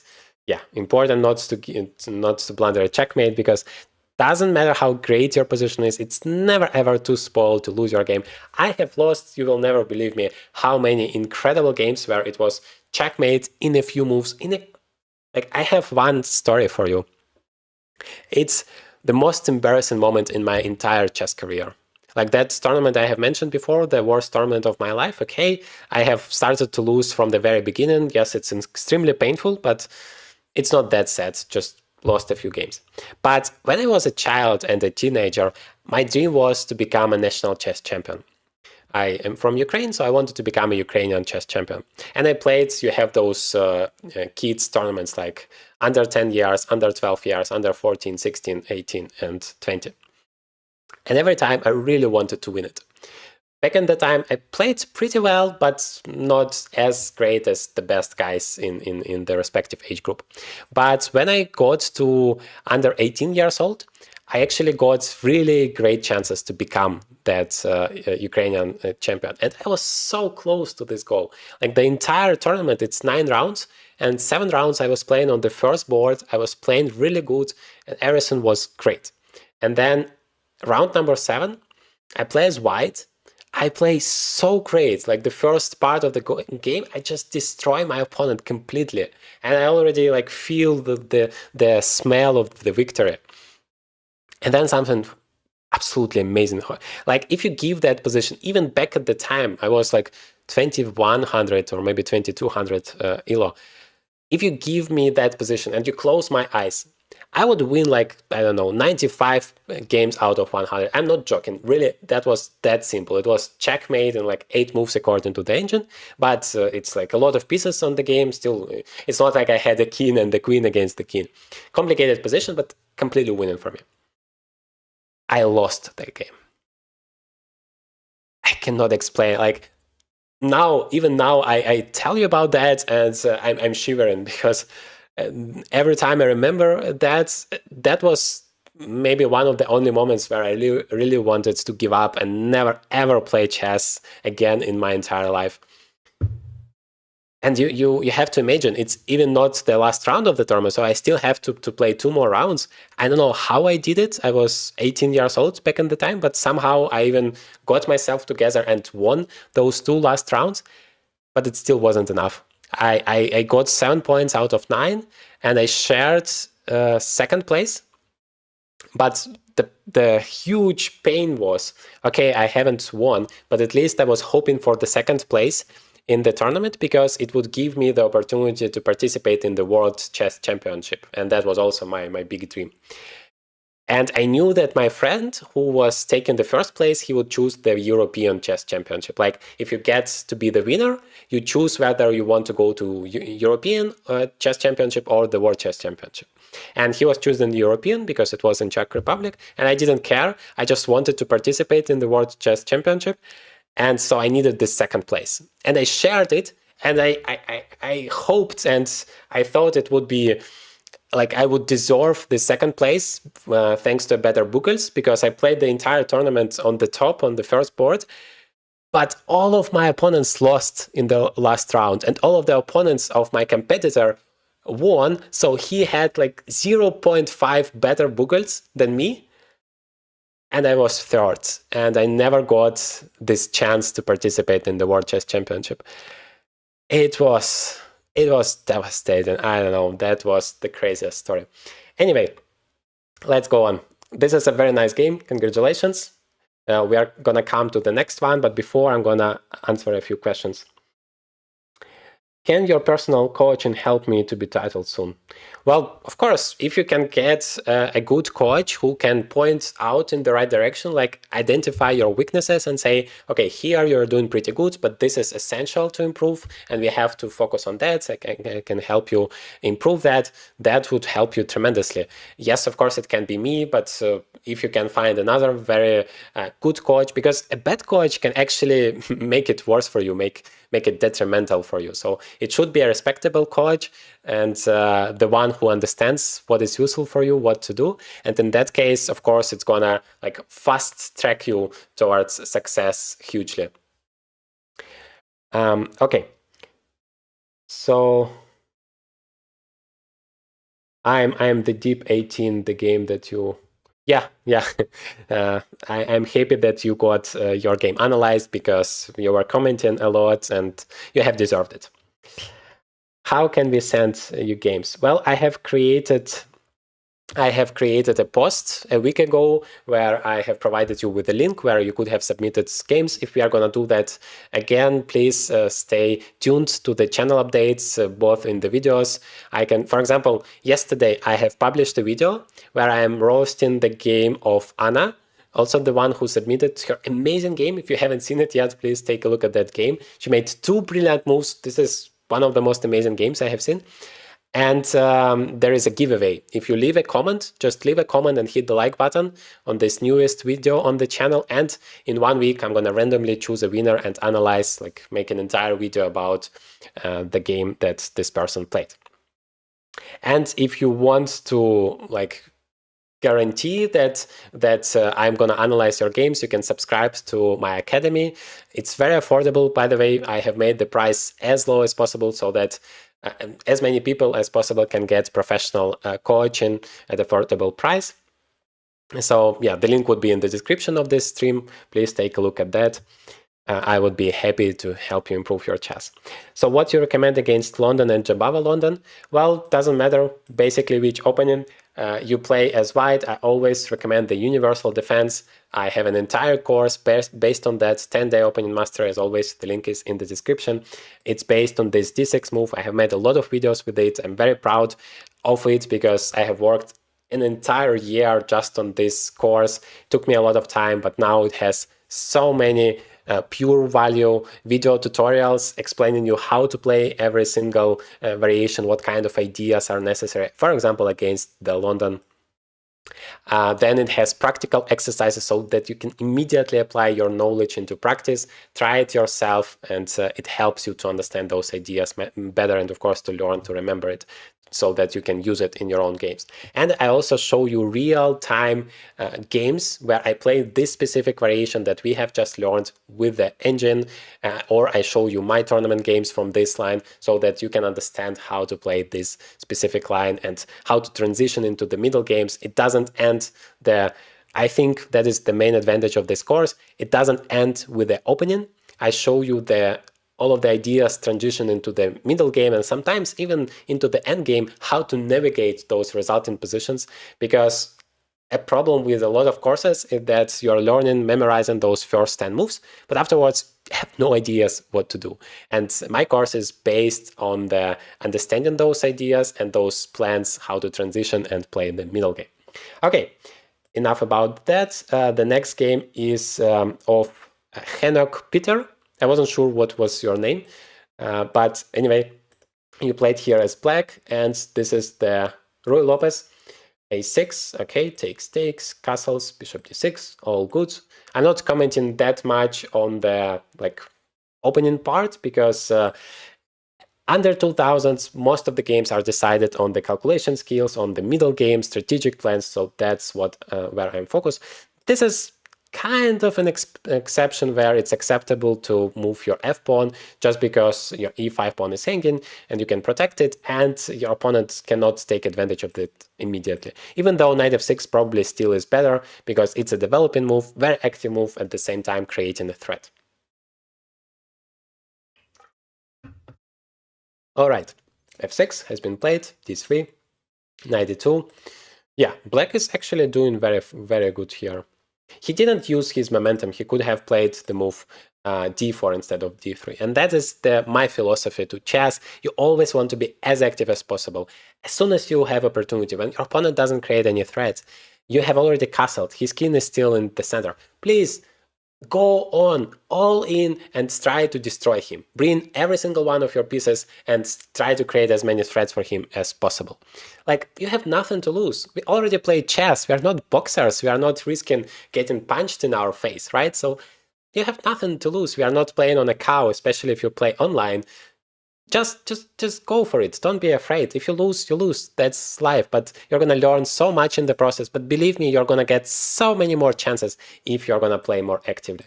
This is the #1 mistake I notice everybody under 2000 ELO makes. It just somehow people are afraid. Like, what if I go there? I'm going to have some weakness. Maybe I'm going to lose this spot. Who cares? Just enjoy your life. It's like, living the entire life. And every single penny that you earn, just putting that under your pillow, never going for the trip that you have always dreamed of, just gathering those money and never using it.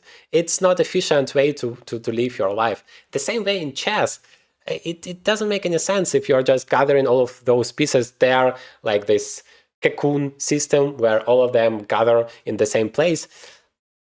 Try to go forward, try to be active, try to create pressure against your opponent and see what happens. All right, knight g6, knight c4. Yeah, that's what black is doing. I like this knight coming forward, very good. Queen d7, yeah, adding another attacker, and that pays off. Now bishop h3, just winning it, you make this move, like, congratulations. This is a perfect example of the philosophy that I'm preaching, and I try to use it myself, and hopefully you see it when I play my games. And why that happened? Well, you see that white finally played this move d4, but it's too late. It's like waiting your entire life to jump with a parachute and finally to do it in 90 years old when you physically cannot move anymore. It's just too late. And the same for it. Yes, you're creating threats, you're attacking, but it's not your train anymore. Your train is gone. Bishop h3 is winning the game immediately, and well done for finding it. Very good. Takes. Okay, we are just taking everything, and yeah, queen h3 is a checkmate in 2 move, absolutely crushing your opponent. Yes, he protected against that, but the king is absolutely naked. All you need to do is bring as many pieces as you can. Okay, yeah, whatever. Queen h4 and checkmate. There is no way you can stop checkmate. Yeah, well done. Very nice game. Again, I would prefer if you would have submitted the game where you struggled much more, but we have seen a very good example of how you attack in chess. Hopefully everyone could learn something out of it. All right, let me answer a few questions before we move on to our final game. Junior World Chess Championship. Yes. World Chess Championship under 18 years old. That would have been for me.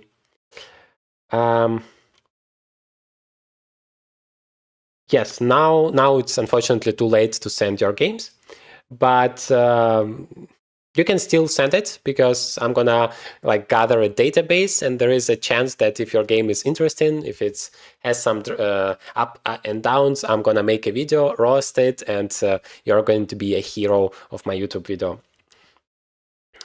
I saw your ELO accelerator. The results are of only till 1600 ELO. No, it's not. In fact, we have an advanced group. It's 1500 ELO plus. It's absolutely not like that. We have an advanced group, and we have players around 2000 ELO there. So you can definitely learn a lot. I'm gonna analyze your games. That is a fantastic opportunity, again, for a very, very affordable price. Plus, we have those calculation camps. I try to make it every single month, where you get multiple hours of learning chess real time live with me. We both solve puzzles, we then discuss it together. I have done such a camp with Sam Shankland, super grandmaster, and I enjoy it so much. This is literally the best thing you can get. But that calculation camp with Sam Shankland, that alone costed 300 euros, an absolutely incredible price. But here you can get all of that within one subscription. It costs only $39 or euros if you're in Europe per month, and you have everything included. Every single week you get lessons with me where I analyze your games, where I play with you, where I give you some lectures, and you get those calculation camps included completely for free. So that is a wonderful opportunity. I personally have never seen anything like that for such a price. So take a look if you are interested. All right, and by the way, if you don't like it, you have a 7-day 100% money back guarantee, no questions asked. Last game. Ed played here as black, 2000 ELO, pretty strong guy, and he played the, well, kind of the Philidor defense. What a nice way, and it actually transposed back to the Philidor. What a nice way to finish our analyzing session today. The main line, very nice. Bishop e3 is not the right move. Who doesn't know, this is exactly the opening that I recommend. Both, I have an entire playlist here on YouTube where I show you how to handle all of the different variations with this opening. I like it because you can play it against absolutely everything. You don't care what your opponent is doing, and you gather a lot of experience. And finally, it's not a mainstream opening. And I have an entire course based on that, 10-day opening mastery. The link would be in the description. Please take a look if you are interested. So castles. Yeah, now we are gonna have those opposite side castles where we are gonna attack here on the queen side, and they are gonna attack on the king side. Every single time you have opposite sides castles, you want to be the first one to create those dangerous threats against the opponent. It's basically the question of time. Who is going to be the first one would be winning the game. As simple as that. So you don't want to waste any time. You want to find out how you can create those threats against the opponent, and then you need to go all in for it. On this part of the board, you generally don't want to make any moves because that would be a waste of time. Only if you need to deal with your opponent's very dangerous threats. That would be the only exception. Queen c7. That is way too slow. Please, don't waste any time. Be as fast as possible. This move b5 immediately creates a threat. This stops your opponent, like he probably wants to play g4 and creates his threats.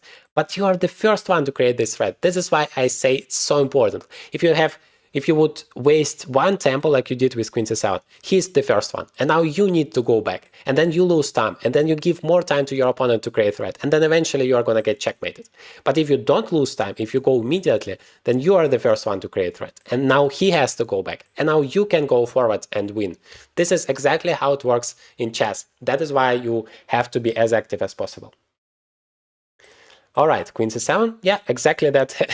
You see, I didn't know what would happen, but that's exactly what happened, and now you're one tempo, not enough to create your threat first. You still did it, but it's not that great because your opponent can take first.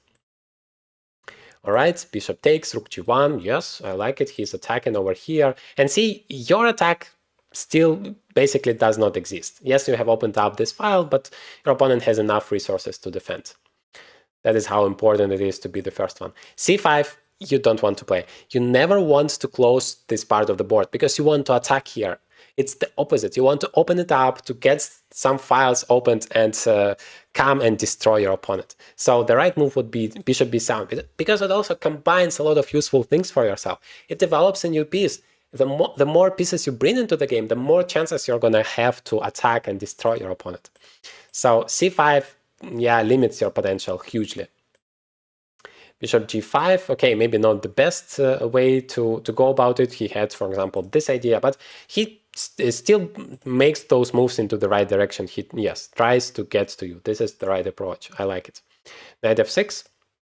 The engine, if you're curious, always is screaming play knight d2. That would first deal with the opponent's threat and also help like open up the way for the queen to join the attack. But instead he plays that. Knight d4 for you doesn't work unless in case you're curious, because it's actually checkmate into here, rook g8.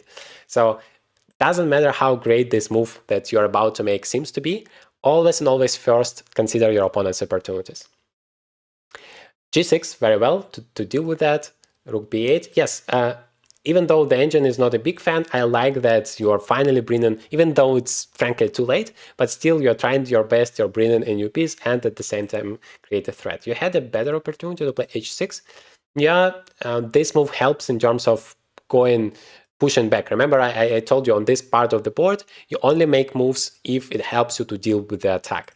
That helps because it pushes your opponent's rook back, and maybe you are going to have a nice security square on h7 for your king. Rook b8, queen f3, yeah, somehow this knight is hanging. You have to play king g7, but now he just left this bishop and you can actually just take it. And that's what happened. And moreover, after knight g8, your opponent just resigned here. That is a very weird game, I would say, because white plays pretty good, then he completely forgot about the bishop. And it's essential, doesn't matter how great your position is, always be aware of your opponent's counterplay, never too late to spoil. You remember my story. So, but here still, you can continue attacking. Probably he was so upset of losing this piece that he resigned, but he still can continue. Yes, black is better, but he has a lot of active pieces. At this level, I would say it's still too early to resign. But it matters, of course, what time control it was. If it was classical chess, then yeah, maybe I understand. It's an entire extra piece. But in a blitz, you can definitely continue playing. All right, any questions you have for me?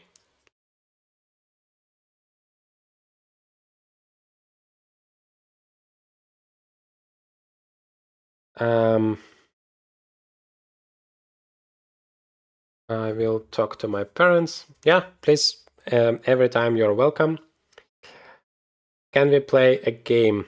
Well, this stream, by the way, we, in case I have forgotten to mention it, we are celebrating today the 35,000 subscribers. Thank you very much for your support. Like a year ago, and even more 2 years ago, when I was just starting my channel, I could not have imagined how big it would become.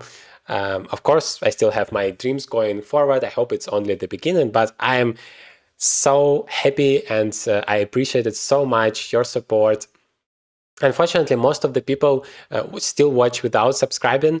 That's a little bit sad. Like 87% watch without subscribing to the channel. That's a little bit sad. Please, if you have a chance, always subscribe. But I believe most of the people who are here have subscribed. So thank you very much for your support. Thank you very much for your comments. I always appreciate it. And if you have some feedback, if you have some tips, how can I improve the content, how I can get better for you, I always appreciate it. As long as it's not like hate comments, it's constructive criticism, I always appreciate it.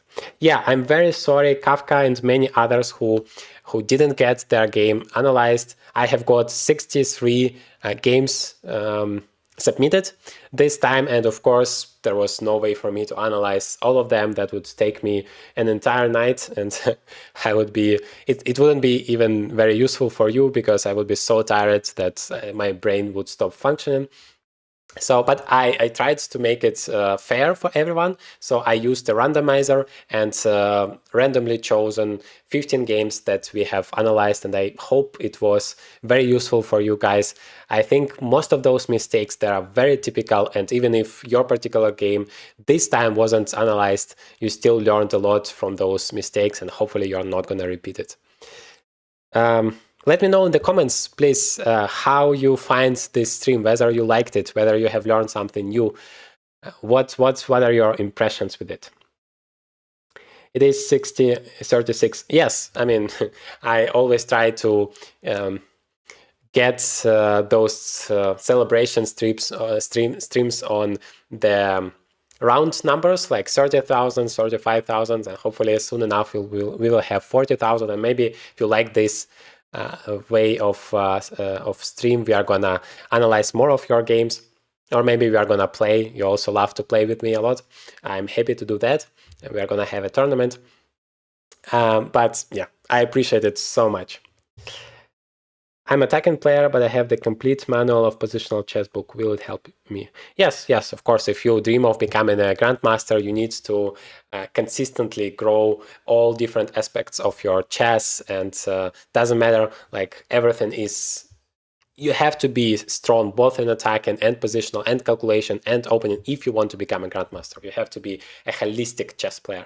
By the way, I can sincerely recommend you the 10-day opening mastery course if you want to speed up your process, because there you get for a very affordable price, like, I don't know, 40-50 hours of professional chess college. It's just not possible. It would be like $3 per hour of professional chess coaching. Obviously, I would not be able to provide you with such a coaching for such a price, but there in the course you get this opportunity. Brilliant stream. Thank you very much. I tried my best to help you. In this position, if h takes g, should black take h takes g or f takes g? That's a nice question. First of all, we need a move for black. Well, the engine is screaming we need to get away with the king, and then depending on that, I assume that would be the difference, because if we go to h8, obviously we don't want to take with the h pawn to open up, and in general the main goal is to make sure that our king is safe. So that's exactly what we are doing. There is a practice tournament currently happening in the Lichess team. Yeah, thank you very much. We have actually our Lichess team, and there is a tournament happening every single Friday. Today is Friday, somehow amazingly. I actually have a tournament to play tomorrow. I have to prepare for it still. Yes, so you can join the Lichess team. You can join the community, the free 30-day course. And then as a part of this course, you get to play in those tournaments. So yeah, there are a lot of going on. Please take advantage of that. All of the links are in the channel description. Just go subscribe completely for free. Absolutely nothing needed from your side. Just register and start learning, start improving your chess today. Okay, I guess that would be a very good ending to our stream. I hope you really enjoyed it. Thank you very much for your good comments. I really tried my best to be helpful, and I hope to see you soon enough. Tomorrow there will be another video coming, very useful one. I hope you're gonna enjoy it. It was actually an amazing video, I have to say, because I played my favorite opening, but I played it bad. I got into an extremely bad situation, and then something absolutely amazing happened. Like, it was almost checkmate, and then I managed to turn the tables around. You're gonna enjoy this game so far. How do you continue fighting when it seems like there is no hope? And of course, it's important. Like a lot of people told me, well, you published those games where you play so good, publish one where you played bad.